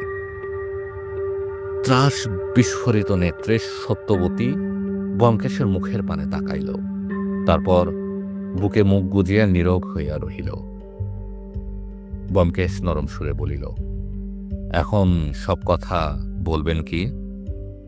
কাতর চোখ দুটি তুলিয়া সত্যবতী বলিল, কিন্তু সে কথা আমি কি করে বলিব? তাতে যে দাদার উপরেই সব দোষ গিয়ে পড়বে। অনুনয়ের কণ্ঠে ব্যোমকেশ বলিল, দেখুন, আপনার দাদা যদি নির্দোষ হন তাহলে সত্যি কথা বললে তার কোনো অনিষ্ট হবে না। আপনি নির্ভয়ে সমস্ত কথা খুলে বলুন, কোনো কথা গোপন করবেন না। সত্যবতী অনেকক্ষণ মুখ নিচু করিয়া ভাবিল, শেষে ভগ্নস্বরে বলিল, আচ্ছা বলছি, আমার যে আর উপায় নেই। উদ্গত অশ্রু আঁচল দিয়ে মুছিয়া নিজেকে ঈষৎ শান্ত করিয়া সে ধীরে ধীরে বলিতে আরম্ভ করিল। সেদিন সন্ধেবেলা মেসোমশাইয়ের সঙ্গে দাদার একটু বচসা হয়েছিল। মেসোমশাই দাদাকে সব সম্পত্তি উইল করে দিয়েছিলেন। তাই নিয়ে মতিদার সঙ্গে দুপুরবেলা তুমুল ঝগড়া হয়ে গিয়েছিল। কলেজ থেকে ফিরে তাই শুনে দাদা মেসোমশাইকে বলতে গিয়েছিলেন যে তিনি সব সম্পত্তি চান না, সম্পত্তি যেন সকলকে সমান করে ভাগ দেওয়া হয়। মেসোমশাই কোনো রকম তর্ক সইতে পারতেন না। তিনি রেগে উঠে বললেন, আমার কথার পর কথা, বেরো এখান থেকে, তোমাকে এক পয়সাও দিব না। মেসোমশাই যে কথায় রাগ করবেন তা দাদা বুঝতে পারেননি। তিনি সে ঘর থেকে বেরিয়ে এসে ফণিদার ঘরে গিয়ে বসলেন। ফণিদা খোড়া মানুষ, বাইরে বেরোতে পারেন না। তাই দাদা রোজ সন্ধ্যাবেলা তার কাছে বসে খানিকক্ষণ গল্পগুজব করেন। ফণিদাকে আপনারা বোধহয় দেখেছেন। তিনি স্কুল কলেজে পড়েননি বটে, কিন্তু বেশ ভালো লেখাপড়া জানতেন। তার আলমারির বই দেখেই বুঝতে পারবেন কত রকম বিষয়ে তার দখল আছে। অনেক সময় আমি তার কাছে পড়া বলে নিয়েছি। মেসোমশাইয়ের সঙ্গে বচসা হওয়াতে দাদার মনটা খারাপ হয়ে গিয়েছিল। তিনি রাত্রি আন্দাজ 8টার সময় আমাকে বললেন, সত্য, আমি বায়োস্কোপ দেখতে যাচ্ছি, 11:30টার সময় ফিরবো, সদর দরজা খুলে রাখিস। এই বলে খাওয়া দাওয়া সেরে তিনি চুপি চুপি বেরিয়ে গেলেন। আমাদের বামুন ঠাকুর রাত্রির খাওয়া দাওয়া শেষ হয়ে যাবার পর বাইরে গিয়ে অনেক রাত্রি পর্যন্ত নিজের দেশের লোকের আড্ডায় গল্পগুজব করে। আমি জানতুম যে দাদাকে দৌড় খুলে দেবার জন্য আমি আর জেগে রইলুম না। রাত্রি 10টার পর হারি হেসেল উঠে গেলে আমিও গিয়ে শুয়ে পড়লুম। ঘুমিয়ে পড়েছিলুম। হঠাৎ এক সময় ঘুম ভেঙে গেল। মনে হলো যেন দাদার ঘরে একটা শব্দ শুনতে পেলুম। মেঝের উপর একটা ভারী জিনিস, টেবিল বাক্স। টেবিলে কি বাক্স সরালে যেরকম শব্দ হয় সেরকম শব্দ। ভাবলাম দাদা বায়োস্কোপ দেখে ফিরে এলেন। আমি ঘুমাবার চেষ্টা করলুম, কিন্তু কি জানি কেন ঘুম এলো না। চোখ চেয়েই শুয়ে রইলুম। দাদার ঘরে থেকে আর কোনো সাড়া পেলুম না। মনে করলুম তিনি শুয়ে পড়েছেন। এভাবে মিনিট 15 কেটে যাবার পর বারান্দায় একটা খুব মৃদু শব্দ শুনতে পেলুম, যেন কে পা টিপে টিপে যাচ্ছে। ভারী আশ্চর্য মনে হলো। দাদা তো অনেকক্ষণ শুয়ে পড়েছেন, তবে কে বারান্দা দিয়ে যাচ্ছে? আমি আস্তে আস্তে উঠলুম, দরজা একটু ফাঁক করে দেখলুম দাদা নিঃশব্দে নিজের ঘরে ঢুকে দরজা বন্ধ করে দিল। চাঁদের আলো বারান্দায় পড়েছিল, দাদাকে স্পষ্ট দেখতে পেলুম। ব্যোমকেশ বলিল, একটা কথা, আপনার দাদার পায়ে জুতো ছিল? হ্যাঁ। তার হাতে কিছু ছিল? না। কিছু না? একটা কাগজ কিংবা শিশি? কিছু না। তখন কটা বেজেছিল দেখেছিলেন কি? সত্যবতী বলিল, দেখার দরকার হয়নি, তখন শহরের সব ঘড়িতেই 12টা বাজছিল। ব্যোমকেশের দৃষ্টি চাপা উত্তেজনায় প্রখর হইয়া উঠিল। সে বলিল, তারপর বলে যান। সত্যবতী বলিতে লাগিল, প্রথমে আমি কিছু বুঝলাম না। দাদা মিনিট 15 আগে ফিরে এসেছেন। তার ঘরে আওয়াজ শুনে জানতে পেরেছি, তবে আবার তিনি কোথায় গিয়েছিলেন? হঠাৎ মনে হলো হয়তো মেসোমশাইয়ের শরীর খারাপ হয়েছে, তার ঘরে গিয়েছিলেন। মেসোমশাই কখনো কখনো রাত্রিবেলা বাতের বেদনায় কষ্ট পেতেন, ঘুম হতো না। তখন তাকে খাইয়ে ঘুম পাড়াতে হতো। আমি চুপি চুপি ঘর থেকে বেরিয়ে মেসোমশাইয়ের ঘরের দিকে গেলুম। তখন ঘরের দর রাত্রে বরাবরই খোলা থাকে। আমি ঘরে ঢুকলুম, ঘর অন্ধকার, কিন্তু সে অন্ধকারের মধ্যেও কিরকম একটা গন্ধ নাকে এলো। গন্ধটা যে ঠিক কিরকম তা আমি আপনাকে বোঝাতে পারবো না। তীব্র নয়, অথচ মিষ্টি মিষ্টি গন্ধ? হ্যাঁ, ঠিক বলেছেন, মিষ্টি মিষ্টি গন্ধ। ক্লোরোফর্ম। তারপর? দোরের পাশেই সুইচ। আলো জ্বেলে দেখলুম মেসোমশাই খাটে শুয়ে আছেন, ঠিক যেন ঘুমোচ্ছেন। তার শোবার ভঙ্গি দেখে একবারও মনে হয় না যে তিনি, কিন্তু তবু কি জানি কেন আমার বুকের ভিতরটা ধড়ফড় করতে লাগলো। যেন গন্ধ, সেই গন্ধটা যেন একটা ভিজে ন্যাকড়ার মতো আমার নিঃশ্বাস বন্ধ করবার উপক্রম করলো। কিছুক্ষণ আমি দরজার কাছে দাঁড়িয়ে রইলুম। মনকে বোঝাবার চেষ্টা করলুম যে ওটা ওষুধের গন্ধ। মেসোমশাই ওষুধ খেয়ে ঘুমিয়ে পড়েছেন। পা কাঁপছিল, তবু সন্তপনে তার খাটের পাশে গিয়ে দাঁড়ালুম। ঝুঁকে দেখলুম তার নিঃশ্বাস পড়ছে না। তখন আমার বুকের মধ্যে যে কি হচ্ছে তা আমি বোঝাতে পারবো না। মনে হচ্ছে এবার অজ্ঞান হয়ে পড়ে যাব। বোধহয় মাথাটা ঘুরে উঠেছিল। নিজেকে সামলাবার জন্য আমি মেসোমশাইয়ের বালিশের উপর হাত রাখলুম। হাতটা ঠিক তার পাশেই, ঘাড়ের পাশেই পড়েছিল। একটা কাঁটার মতো কি যেন জিনিস হাতে ফুটলো। দেখলাম একটা সূচ তার ঘাড়ে আঙুল বেঁধানো। সূচে তখনও সুতো পরানো রয়েছে। আমি আর সেখানে থাকতে পারলুম না। কিন্তু কি করে যে আলো নিভিয়ে নিজের ঘরে ফিরে এলুম তাও জানি না। যখন ভালো করে চেতনা ফিরে এলো, তখন নিজের বিছানায় বসে ঠকঠক করে কাঁপছি আর কাঁপছি। আর কাঁদতার পর তো সবই আপনি জানেন। দাদাকে আমি সন্দেহ করিনি। আমি জানি দাদা এই কাজ করতে পারেন না, তবে এই কথা যে কাউকে বলা চলবে না, তাও বুঝতে দেরি হলো না। পরের দিন সকালবেলা কোনো রকমের চা তৈরি করে নিয়ে মেসোমশাইয়ের ঘরে গেলুম। সত্যবতীর খর ক্ষীণ মিলাইয়া গেল। তার মুখের অস্বাভাবিক পাণ্ডুরতা চোখের আতঙ্কিত দৃষ্টি হইতে বুঝিতে পারিলাম কি অসীম সংশয় ও যন্ত্রণার ভিতর দিয়া সে ভয়ঙ্কর রাত্রিটা তাহার কাটিয়াছিল।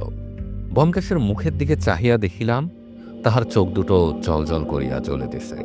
সে হঠাৎ বলিয়া উঠিল, আপনার মতো অসাধারণ মেয়ে আমি দেখিনি। অন্য কেউ হলে চেঁচামেচি করে মূর্ছা হিস্টেরিয়ায় ঠেলায় বাড়ি মাথায় করত। আপনি? সত্যবতী ভাঙা গলায় বলিল। শুধু দাদার জন্য। ব্যোমকেশ উঠিয়া দাঁড়াইয়া বলিল, আপনি এখন তাহলে বাড়ি ফিরে যান, কাল সকালে আমি আপনাদের ওখানে যাব। সত্যবতীও উঠিয়া দাঁড়াইল, সঙ্গীত কণ্ঠে বলিল। কিন্তু আপনি তো কিছু বললেন না। ব্যোমকেশ কহিল, বলবার কিছু নেই। আপনাকে আশা দিয়ে শেষে যদি কিছু না করিতে পারি, এর মধ্যে বিধবা বোন আমাকে একটি আস্ত আছেন কিনা তা একটু ভয়। যা হোক, এইটুকু বলতে পারি যে আপনি যে সব কথা বললেন তা যদি প্রথমেই বলতেন তাহলে হয়তো কোনো গোলমেল হতো না। অশ্রুপূর্ণ চোখে সত্যবতী বলিল, আমি যা বললাম তাতে দাদার কোনো অনিষ্ট হবে না? সত্য বলছেন ব্যোমকেশ বাবু, আমার আর কেউ নেই। তাহার স্বর কান্নায় বুঝিয়া গেল। ব্যোমকেশ তাড়াতাড়ি গিয়া সদর দরজা খুলিয়া দাঁড়াইল, একটু হাসিবার চেষ্টা করিয়া বলিল, আপনি হাত দেরি করবেন না, রাত হয়ে গেছে, আমাদের এটা ব্যাচেলর এস্টাবলিশমেন্ট, বুঝলেন না? সত্যবতী একটু ব্যস্তভাবে বাহির হইয়া যাইবার উপক্রম করিল। সে চৌকাঠ পার হইয়াছে, এমন সময় ব্যোমকেশ মৃদুস্বরে তাহাকে কি বলিল শুনিতে পাইলাম না। সত্যবতী চমকিয়া ফিরিয়া চাহিল। ক্ষণকালের জন্য তাহার কৃতজ্ঞতা নিষিক্ত মিনতিপূর্ণ চোখ দুটি আমি দেখিতে পাইলাম। তারপর সে নিঃশব্দে ছোট্ট একটা নমস্কার করিয়া দ্রুতপদে সিঁড়ি দিয়া নামিয়া গেল। দরজা ভেজাইয়া দিয়া ব্যোমকেশ ফিরিয়া আসিয়া বসিল, ঘড়ি দেখিয়া বলিল, 7টা বেজে গেছে। তারপর মনে মনে কি হিসাব করিয়া চেহারে হেলান দিয়া বলিল, এখনো ঢের সময় আছে। আমি সাগ্রহে তাহাকে চাপিয়া ধরিলাম। ব্যোমকেশ, কি বুঝলে? আমি তো এমন কিছু, কিন্তু তোমার ভাব দেখে মনে হয় যেন তুমি ভেতরের কথা বুঝতে পেরেছ। ব্যোমকেশ মাথা নাড়িল, এখনো সব বুঝিনি। আমি বলিলাম, যাই বলো, সুকুমারের বিরুদ্ধে প্রমাণ যতই গুরুতর হোক, আমার দৃঢ় বিশ্বাস সে খুন করেনি। ব্যোমকেশ হাসিল, তবে কে করেছে? তা জানি না, তবে সুকুমার নয়। ব্যোমকেশ আর কিছু বলিল না, সিগারেট ধরাইয়া নীরবে টানিতে লাগিল। বুঝিলাম এখন কিছু বলিবে না। আমিও বসিয়া এ ব্যাপারে অদ্ভুত জটিলতার কথা ভাবিতে লাগিলাম। অনেকক্ষণ পরে ব্যোমকেশ একটা প্রশ্ন করিল, সত্যবতীকে সুন্দরী বলা বোধহয় চলে না, না? আমি চমকিয়ে উঠে বলিলাম, কেন বলো দেখি? না, অমনি জিজ্ঞাসা করছি, সাধারণে বোধহয় কালোই বলবে। বর্তমান সমস্যার সঙ্গে সত্যবতীর চেহারার কি সম্বন্ধ আছে বুঝিলাম না, কিন্তু ব্যোমকেশের মন কোনো দুর্গম পথে চলিয়াছে তাহা অনুমান করা অসম্ভব। আমি বিবেচনা করিয়া বলিলাম, হ্যাঁ, লোকে তাকে কালোই বলবে, কিন্তু কুৎসিত বোধহয় বলতে পারিবে না। ব্যোমকেশ একটু হাসিয়া উঠিয়া পড়িল, বলিল, অর্থাৎ তুমি বলতে চাও কালো? তা সে যতই কালো হোক, দেখেছি তার কালো হরিণ চোখ। কেমন? ভালো কথা। অজিত, তোমার বয়স কত হলো বলো দেখি। সবিস্ময়ে বলিলাম, আমার বয়স? হ্যাঁ, কত বছর, কমাস, কদিন, দিন হিসেব করে বলো। কে জানে, হয়তো আমার বয়সের হিসাবের মধ্যেই করালিবাবুর মৃত্যু রহস্যটা চাপা পড়িয়া আছে। ব্যোমকেশের অসাধ্য কার্য নাই। আমি মনে মনে গণনা করিয়া বলিলাম, আমার বয়স হলো 29 বছর 5 মাস 11 দিন। কেন? ব্যোমকেশ একটা ভারী স্বস্তির নিঃশ্বাস ফেলিয়া বলিল, যাক, তুমি আমার চেয়ে 3 মাসের বড়, বাঁচা গেল। কথাটা কিন্তু মনে রেখো। মানে? মানে কিছুই নেই, কিন্তু ও কথা থাক। এই ব্যাপার নিয়ে ভেবে ভেবে মাথা গরম হয়ে উঠেছে। চলো আজ নাইট শোতে বায়োস্কোপে দেখে আসি। ব্যোমকেশ কখনো বায়োস্কোপে যায় না, বায়োস্কোপ থিয়েটার সে ভালোই বাসে না, তাই বিস্ময়ের অবধি রইল না। বলিলাম, তোমার আজ কি হলো বলো দেখি, একেবারে খেপচুরিয়াস মেরে গেলে নাকি?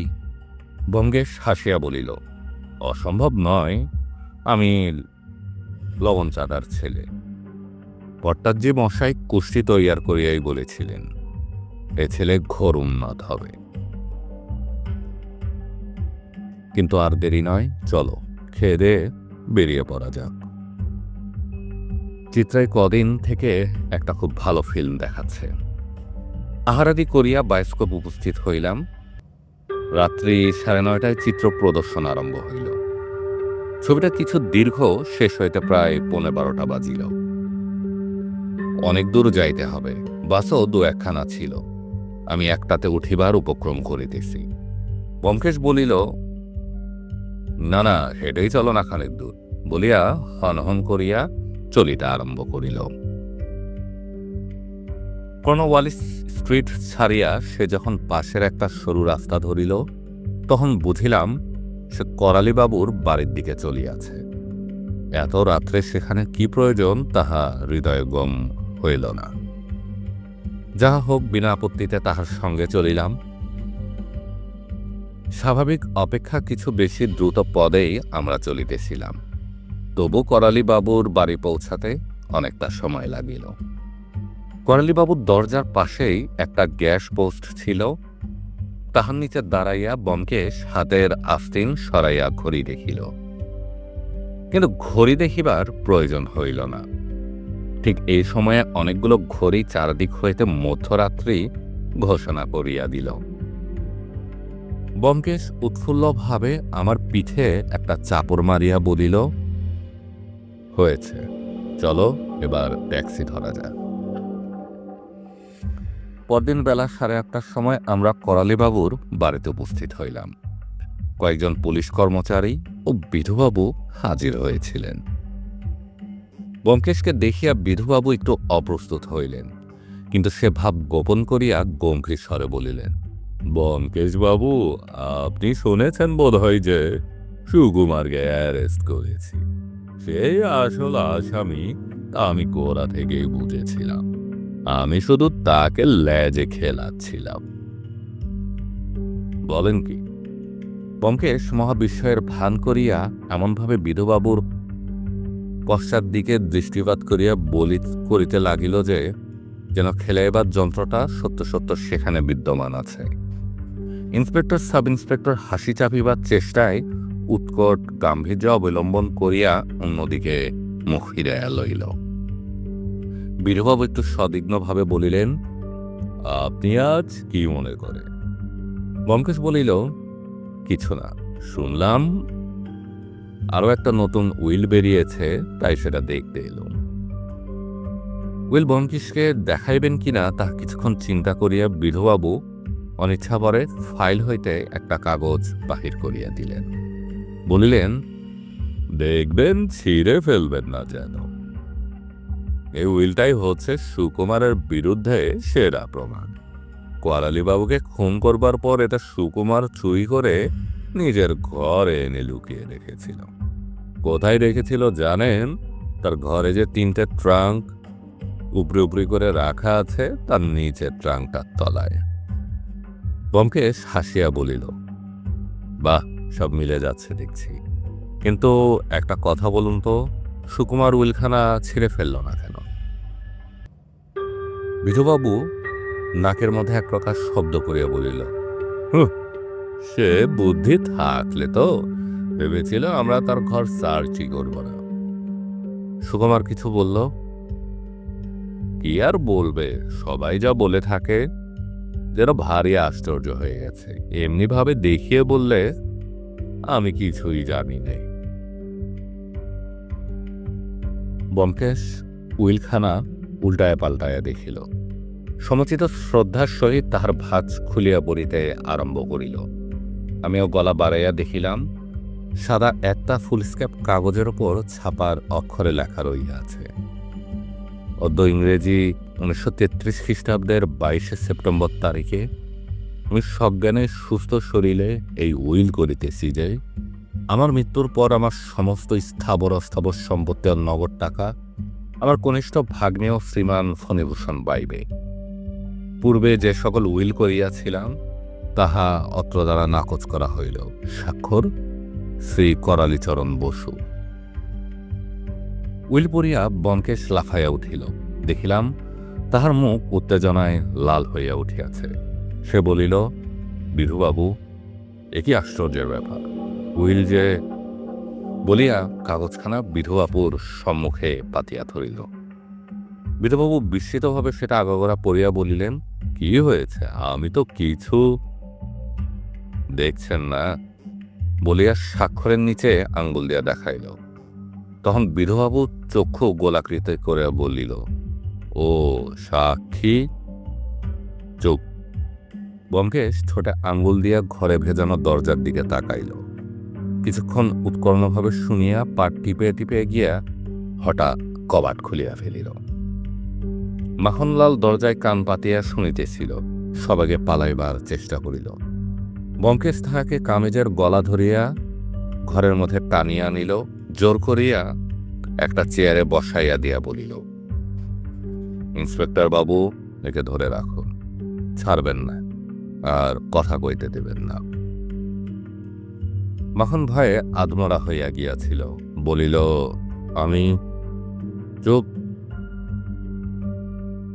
বিধুবাবু একটা গ্রেফতারি পরোয়ানা ম্যাজিস্ট্রেটের কাছ থেকে আনিয়ে নিন। আসামির নাম দেবার দরকার নেই, নামটা পরে ভর্তি করে নিলেই হবে। বিধুবাবুর কানের কাছে মুখ লইয়া গিয়া খাটো গলায় বলিল, ততক্ষণে এই লোকটাকে লেজে খেলান, আমরা আসছি। বিধুবাবু বুদ্ধিভ্রষ্টের মতো বললেন, কিন্তু আমি যে কিছুই। পরে হবে, ইতিমধ্যে আপনি ওয়ারেন্টখানা আনিয়ে রাখুন। এসো অজিত। দ্রুতপদে ব্যোমকেশ উপরে উঠাইয়া গিয়া ফণির কবাটে টোকা মারিল। ফণি আসিয়া দরজা খুলিয়া সম্মুখে ব্যোমকেশকে দেখিয়া ঈষৎ বিস্ময়ের সহিত বলিল, ব্যোমকেশবাবু। আমরা ঘরে প্রবেশ করিলাম। ব্যোমকেশের ব্যস্ত সমস্ত ভাব আর ছিল না। সে সহাস্য মুখে বলিল, আপনি শুনে খুশি হবেন, করালিবাবুর প্রকৃত হত্যাকারী কে তা আমরা জানতে পেরেছি। ফোন একটু মলিন হইয়া হাসিল। হ্যাঁ, সুকুমার দাদা গ্রেফতার হয়েছেন জানি, কিন্তু এখনো বিশ্বাস করতে পারছি না। বিশ্বাস না হওয়ারই তো কথা। তার ঘর থেকে আরেকটা উইল বেরিয়েছে, সে উইলের ওয়ারিশ আপনি। ফণি বলল, তাও শুনেছি। কথাটা শুনে অবধি আমার মনটা যেন তেতো হয়ে গেছে। তুচ্ছ টাকার জন্য মামার অপঘাতে প্রাণ গেল। একটা নিঃশ্বাস ফেলিয়া কহিল, অর্থম নর্থম, তিনি আমায় সব সম্পত্তি দিয়ে গেছেন। এতেও আমি খুশি হতে পারছি না ব্যোমকেশবাবু। নাই দিতেন টাকা, তবু তো তিনি বেঁচে থাকতেন। ব্যোমকেশ বইয়ের শেলফটার সম্মুখে দাঁড়াইয়া বইগুলো দেখিতে দেখিতে অন্যমনস্কভাবে বলিল, তা তো বটেই। পুত্রাদপি ধনভাজান ভীতি। শঙ্করাচার্য তো আর মিথ্যে বলেননি। এটা কি বই? ফিজিওলজি? সুকুমার বাবুর বই দেখছি। বইখানা বাহির করিয়া ব্যোমকেশ নামপত্রটা দেখিল। ফোন একটু হাসিয়া বলিল, হ্যাঁ, সুকুমার দা মাঝে মাঝে আমাকে তার ডাক্তারি বই পড়তে দিতেন। কি আশ্চর্য দেখুন, এ বাড়িতে আমি সুকুমার দাকেই সবচেয়ে আপনার লোক মনে করতাম, এমনকি দাদাদের চেয়েও, অথচ তিনি। ব্যোমকেশ আরো কতগুলি বই খুলিয়া দেখিয়া বিস্মিতভাবে বলিল, আপনি তো দেখছি একজন পাকা গ্রন্থবিদ, সব বই তাক দিয়ে পড়েছেন। ফণি বলল, হ্যাঁ, পড়া ছাড়া তো আর কোনো অ্যামুজমেন্ট নেই, সঙ্গীও নেই। এক সুকুমারদার রোজ সন্ধেবেলা খানিকক্ষণ আমার কাছে এসে বসতেন। আচ্ছা ব্যোমকেশবাবু, সত্যি কি সুকুমারদা এ কাজ করেছেন? কোনো সন্দেহ নেই। ব্যোমকেশ চেয়ারে আসিয়া বসিয়া বলিল, অপরাধের বিরুদ্ধে যেসব প্রমাণ পাওয়া গেছে তাদের সন্দেহের বিশেষ স্থান নেই। বসুন, আপনাকে সব কথা বলছি। ফণি বিছানায় উপবেশন করিল। আমি তাহার পাশে বসিলাম। ব্যোমকেশ বলিল, দেখুন, হত্যা দু রকমের হয়। এক রাগের মাথায় হত্যা, যাকে ক্রাইম অফ প্যাশন বলে, আর সংকল্প করে হত্যা। রাগের মাথায় যে লোক খুন করে তাকে ধরা কঠিন নয়, অধিকাংশ সময় সে নিজেই ধরা দেয়। কিন্তু যে লোক ভেবেচিন্তে নিজেকে যথাসম্ভব সন্দেহমুক্ত করে খুন করে তাকে ধরাই কঠিন হয়ে পড়ে। তখন কে আসামি তার নাম আমরা জানতে পারি না, 5 জন লোকের উপর সন্দেহ হয়। এরকম ক্ষেত্রে আমরা কোন পথে চলব? তখন আমাদের একমাত্র পথ হচ্ছে হত্যার প্রণালী থেকে হত্যাকারীর প্রকৃতি বোঝবার চেষ্টা করা। বর্তমান ক্ষেত্রে আমরা একটা অদ্ভুত ব্যাপার দেখতে পাচ্ছি। হত্যাকারী লোকটা একেধারে বোকা এবং চতুর। সে অত্যন্ত বুদ্ধিমানের মতো খুন করেছে, অথচ নির্বোধের মতো খুনের যা কিছু প্রমাণ নিজের ঘরে নিয়ে গিয়ে রেখে দিয়েছে। বলুন দেখি, সত্যবতীর সূচ দিয়ে খুন করবার কি দরকার ছিল? বাজারে কি সূচ পাওয়া যায় না? আর উইলখানা যত্ন করে লুকিয়ে রাখবারও কোনো আবশ্যিকতা ছিল কি? ছিঁড়ে ফেললেই তো সব নাটা চুকে যেত। এ থেকে কি মনে হয়? ফোনে হাতের পর চিবুক রাখিয়া শুনিতেছিল।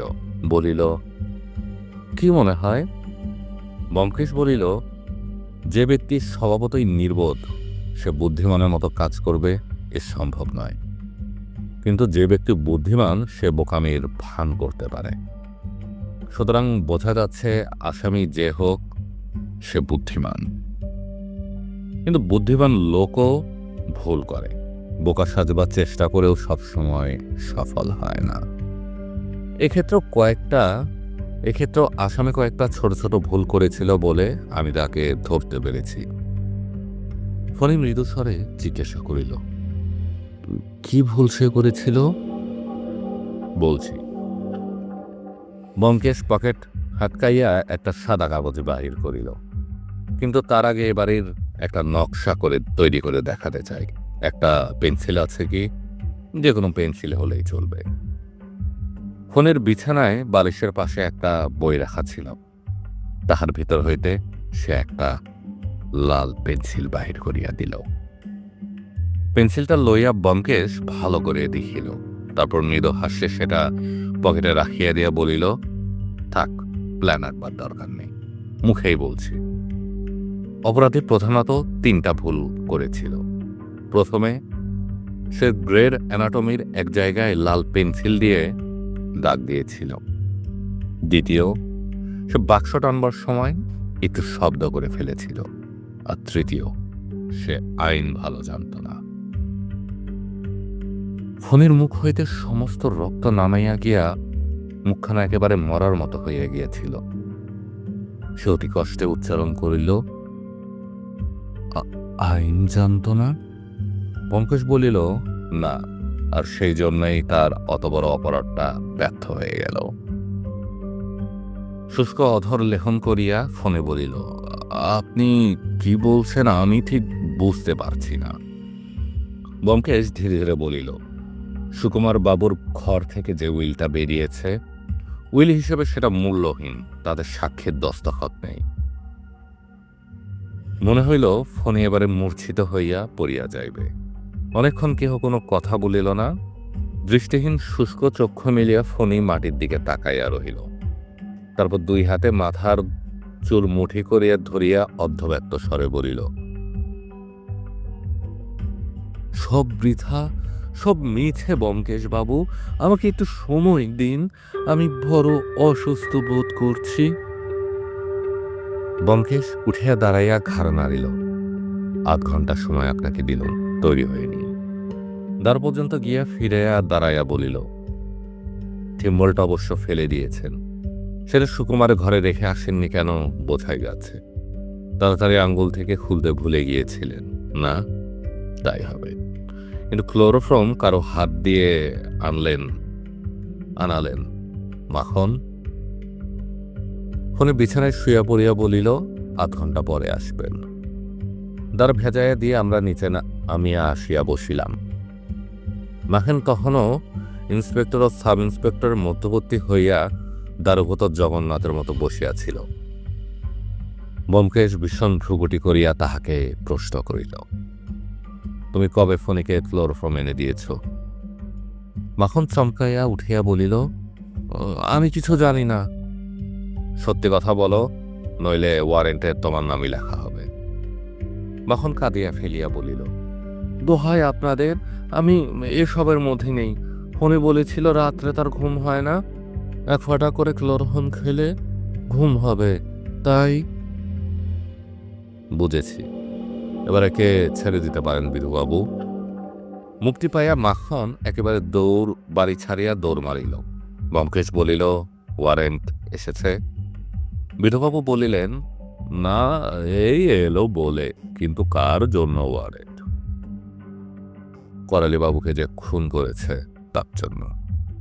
বিধুবাবু অতিশয় অপ্রসন্নভাবে মাথা নাড়িয়া বলিল, ব্যোমকেশ বাবু, এটা পরিহাসের সময় নয়। কমিশনার সাহেব আপনাকে একটু স্নেহ করেন বলে আপনি আমার উপর হুকুম চালাচ্ছেন, তাও আমি সহ্য করছি, কিন্তু তামাশা সহ্য করব না। তামাশা নয়, এ একেবারে নিরেট সত্যি কথা। তবে শুনুন। তবে বলিয়া ব্যোমকেশ সংক্ষেপে সমস্ত কথা বিধুবাবুকে বলিল। বিধুবাবু কিছুক্ষণ বিস্ময় বিহ্বল হইয়া রহিলেন, তারপর ধর্মর করিয়া বলিলেন, তাই যদি হয় তবে তাকে একলা ফেলে এলেন কি বলে? যদি পালায়? পালাবে না, সে নিজের অপরাধ স্বীকার করবে, আর সেইটাই আমাদের একমাত্র ভরসা। কারণ তার অপরাধ আদালতে প্রমাণ করা বিশেষ কঠিন হবে। জুরিদের আপনি জানেন তো, তারা নট গিলটি বলেই আছে। তা তো জানি, কিন্তু বিধুবাবু আবার বসিয়া বলিলেন। ঠিক আধ ঘন্টা পরে আমরা ফণির ঘরে এলাম। বিধুবাবু সর্বপ্রথম দরজা খুলিয়া গদগদ করিয়া ঘরে ঢুইকাই থমকিয়া দাঁড়াইয়া পড়িলেন।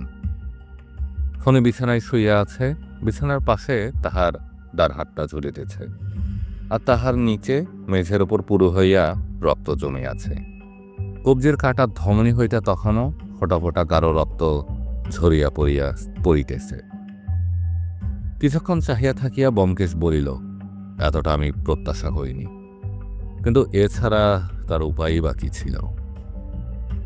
ফোনের বুকের পর একখানা চিঠি রাখা ছিল, সেটা তুলিয়া লইয়া ব্যোমকেশ পাঠ করিল। চিঠিতে এ কয়টা কথা লেখা, ব্যোমকেশ বাবু, চলিলাম। আমি খোরা অকর্মণ্য, এখানে আমার অন্ন জুটিবে না, দেখি ওখানে জোটে কিনা। আমি জানি মোকদ্দমা করিয়া আপনারা আমার ফাঁসি দিতে পারিতেন না, কিন্তু আমার বাঁচিয়া কোনো লাভ নাই। যখন টাকাই পাইলাম না, তখন কিসের সুখে বাঁচিব? মামাকে খুন করিয়াছি, সেজন্য আমার কোনো ক্ষোভ নাই। তিনি আমাকে ভালোবাসিতেন না, খোরা বলিয়া বিদ্রুপ করিতেন। তবে সুকুমার দার কাছে ক্ষমা চাহিতেছি, তিনি ছাড়া দোষ চাপাইবার লোক আর কেহ ছিল না। তাছাড়া তিনি ফাঁসি গেলে আর একটা সুবিধা হতো, কিন্তু যে কথা নিজের বিকলাঙ্গতার লজ্জায় জীবনে কাহাকে বলিতে পারি নাই, আজ আর তাহা প্রকাশ করিব না। ক্লোরোফর্ম কোথা হইতে পাইয়াছি তাহা বলিব না। যে আনিয়া দিয়াছিল সে আমার অভিসন্ধি জানিত না, তবে পরে হয়তো সন্দেহ করিয়াছিল। আপনি আশ্চর্য লোক, থিম্বলের কথাটাও হলেন নাই। সেটা সত্যই আঙ্গুল হইতে খুলিতে ভুলিয়া গিয়েছিলাম। ঘরে ফিরিয়া আসিয়া চোখে পড়িল, সেটা এই ঘরেই আছে, খুঁজিয়া লইবেন। সেদিন রাত্রিতে সত্যবতীর ঘর হইতে থিম্বল আর সুচ চুরি করিয়াছিলাম। সে তখন রান্নাঘরে ছিল। আপনি ছাড়া আমাকে বোধহয় আর কেহ ধরিতে পারিত না, কিন্তু তবু আপনাকে বিদেশ করিতে পারিতেছি না। বিদায়। ইতি বহুদূরের যাত্রী ফণিভূষণ কর। চিঠিখানি বিধুবাবুর হাতে দিয়া ব্যোমকেশ বলিল, এখন সুকুমার বাবুকে ছেড়ে দেবার বোধহয় আর কোনো বাধা নেই, আর ভগিনীকেও জানানো দরকার তিনি বোধহয় নিজের ঘরেই আছেন। চলো অজিত। সপ্তাহখানেক পরে আমরা দুজনে আমাদের বসিবার ঘরে অধিষ্ঠিত ছিলাম। বৈকালবেলা নীরবে চা পান চলিতেছিল। গত কয়েকদিন অপরাহ্নে ব্যোমকেশ নিয়মিত বাইরে যাইতেছিল। কোথায় যায় আমাকে বলে নাই, আমিও জিজ্ঞাসা করি নাই। তাহার কাছে মাঝে মাঝে এমন দুই একটা গোপনীয় কেস আসিত, যাহার কথা আমার কাছেও প্রকাশ করিবার তাহার অধিকার ছিল না। আমি জিজ্ঞাসা করিলাম, আজ বেরোবে নাকি? ঘাড় খাড়িয়া ব্যোমকেশ বলিল, একটু সংকুচিতভাবে প্রশ্ন করিলাম, নতুন কেস হাতে এসেছে না? কেস? হ্যাঁ, কিন্তু কেসটা বড় গোপনীয়। আমি আর ও বিষয়ে কোনো প্রশ্ন করিলাম না। বলিলাম, সুকুমারের ব্যাপার সব চুকে গেছে? হ্যাঁ, প্রবেটের দরখাস্ত করেছে। আমি বললাম, আচ্ছা ব্যোমকেশ, ঠিক কিভাবে ফণি খুন করলো আমাকে বুঝিয়ে বলো তো, এখনো ভালো করে জট ছাড়াতে পারছি না। চায়ের শূন্য পেয়ালাটা নামাইয়া রাখিয়া ব্যোমকেশ বলিল, আচ্ছা শোনো, পরপর ঘটনাগুলো যেমন ঘটেছিল বলে যাচ্ছি। সেদিন দুপুরবেলা করালিবাবুর সঙ্গে মতিলালের ঝগড়া হলো। সন্ধেবেলা সুকুমার এসে তাই শুনে করালিবাবুকে বোঝাতে গেল। সেখান থেকে গালাগালি খেয়ে বেরিয়ে ফোনের ঘরে প্রায় 7:30 পর্যন্ত কাটালো। তারপর খেয়ে দিয়ে বায়োস্কোপ দেখতে চলে গেল। এ পর্যন্ত কোনো গোলমাল নেই। না, রাত্রি 8টা থেকে 9টার মধ্যে, অর্থাৎ সত্যবতী যে সময় রান্নাঘরে ছিল সে সময় ফণি তার ঘর থেকে থিম্বল আর সুচ চুরি করল। সে বুঝতে পেরেছিল করালিবাবু আবার উইল বদলাবেন এবং এবার সে সম্পত্তি পাবে। সে ঠিক করল বুড়োকে আর মত বদলাবার ফুরসত দেবে না। বুড়োকে ফণি বিষচক্ষে দেখত। বিকলাঙ্গ লোকের একটা অদ্ভুত মানসিক দুর্বলতা প্রায় দেখা যায়। তারা নিজেদের দৈহিক বিকৃতি সম্বন্ধে ব্যঙ্গ বিদ্রুপ সইতে পারে না। ফণি বোধহয় অনেকদিন থেকেই করালিবাবুকে খুন করবার মতলব ছিল। বামন ঠাকুরের এঝাড় থেকে জানা যায় রাত্রি আন্দাজ 11:30টার সময় মতিলাল বাড়ি থেকে বেরিয়েছিলেন। গাঁজাখদ্দের সময়ের ধারণা থাকে না, তাই বামন ঠাকুর একটু সময়ের গোলমাল করে ফেলেছিল। আমি হিসাব করে দেখেছি, মতিলাল বাড়ি থেকে বেরিয়েছিল ঠিক 11:25 তারও দোষ বরাবরই ছিল, রাত্রে বাড়ি থাকত না। সে বেরিয়ে যাবার পর ফণি নিজের ঘর থেকে বেরোল। মতিলালের ঘর করালিবাবুর শোবার ঘরের ঠিক নিচেই। পাছে পায়ের শব্দ হয়, তাই ফণি এতক্ষণ অপেক্ষা করছিল। ঘুমন্ত করালিবাবুকে ক্লোরোফর্ম করতে মিনিট 5 সময় লাগল। তারপর সে তার ঘাড়ে অপটু হস্তে সূচ ফোটাল। 3বার ফোটাবার পর তবে সূচ যথাস্থানে পৌঁছল। সুকুমারের মতো ডাক্তারি ছাত্র যদি এ কাজ করত তাহলে 3বার ফোটাবার দরকার হতো না। করালিবাবুকে শেষে ফণি পাশের ঘরের দেরাজ থেকে তার শেষ উইল বার করলে দেখল উইল তার নামেই বটে। এখানে একটু সন্দেহের অবকাশ আছে।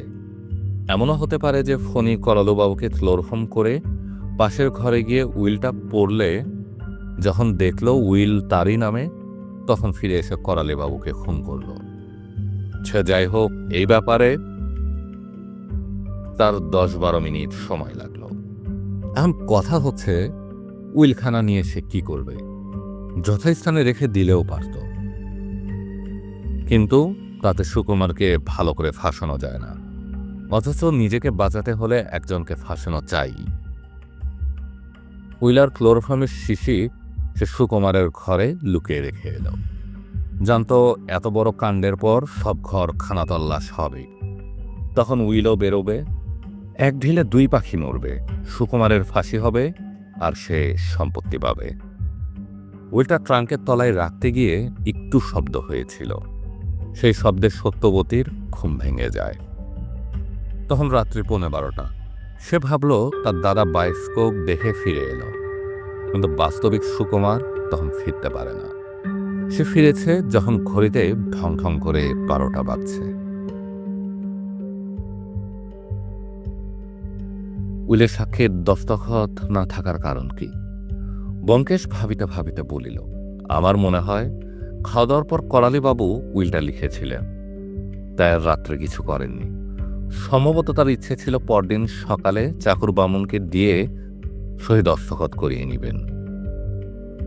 নীরবে ধূমপান করিয়া কিছুক্ষণ কাটিয়া গেল। তারপর জিজ্ঞাসা করিলাম, সত্যবতীর সঙ্গে আর দেখা হয়েছিল? সে কি বলল? খুব ধন্যবাদ দিল তো? বিষণ্ণভাবে মাথা নাড়িয়া ব্যোমকেশ বলিল, না, শুধু গলায় আঁচল দিয়ে পেন্নাম করল। চমৎকার মেয়ে কিন্তু, না? ব্যোমকেশ উঠিয়া দাঁড়াইল, তর্জনী তুলিয়া বলিল, তুমি আমার চেয়ে বয়সে বড়, সে কথাটা মনে আছে তো? হ্যাঁ, কেন? উত্তর না দিয়া ব্যোমকেশ পাশের ঘরে প্রবেশ করিল। মিনিট 5 পরে বিশেষ সাজসজ্জা করিয়া বাহির হইয়া আসিল। আমি বলিলাম, তোমার গোপনীয় মক্কেল তো ভারী শৌখিন লোক দেখছি। সিল্কের পাঞ্জাবি পরার ডিটেকটিভ না হলে মন ওঠে না। এসেন্স মাখানো রুমালে মুখ মুছিয়া ব্যোমকেশ বলিল, সত্য অন্বেষণ তো আর চারঠেখানে কথা নয়, অনেক তোড়জোড় দরকার। আমি বলিলাম, সত্য অন্বেষণ তো অনেক দিন থেকেই করছো, কই এত সাজসজ্জা তো কখনো দেখিনি। ব্যোমকেশ একটু গম্ভীর হইয়া বলিল, সত্য অন্বেষণ আমি অল্পদিন থেকেই আরম্ভ করেছি। তার মানে অতি গভীর। চলল। মুচকি হাসিয়া ব্যোমকেশ দ্বারের দিকে অগ্রসর হইল। সত্য? ও! আমি লাফাইয়া গিয়া তাহার কাজ চাপিয়া ধরিলাম। সত্যবতী? এ কদিন ধরে ওই মহাসত্যটি অন্বেষণ করা হচ্ছে বুঝি? ব্যোমকেশ, শেষে তোমার এই দশা? কবি তাহলে ঠিক বলেছেন, প্রেমের ফাঁদ পাতা ভুবনে। ব্যোমকেশ বলিল, খবরদার, তুমি আমার চেয়ে বয়সে বড়, অর্থাৎ সম্পর্কে তার ভাসুর। ঠাট্টাই আর কি চলবে না। এবার থেকে আমিও তোমায় দাদা বলে ডাকব। জিজ্ঞাসা করিলাম, আমাকে এত ভয় কেন? সে বলিল, লেখক যাত্রাকে আমি ঘোর সন্দেহের দৃষ্টিতে দেখি। দীর্ঘশ্বাস ফেলিয়া বলিলাম, বেশ, দাদাই হলুম তাহলে। ব্যোমকেশের মস্তকে হস্তাপন করিয়া বলিলাম, যাও ভাই, 4টে বাজে, এবার জয় যাত্রায় বেরিয়ে পড়ো। আশীর্বাদ করি সত্যের প্রতি তোমার অবিচলিত ভক্তি থাকে যেন সব সময়। ব্যোমকেশ বাহির হইয়া গেল। আপনারা শুনছিলেন শরদিন্দু বন্দ্যোপাধ্যায়ের ব্যোমকেশ সিরিজের গল্প অর্থম-নর্থম। গল্প পঠনটি ভালো লেগে থাকলে আমাদের গল্পের সওদাগর চ্যানেলটিতে সাবস্ক্রাইব করুন, লাইক, শেয়ার ও কমেন্ট করে সাথে থাকুন, পাশে থাকুন, গল্প শুনুন।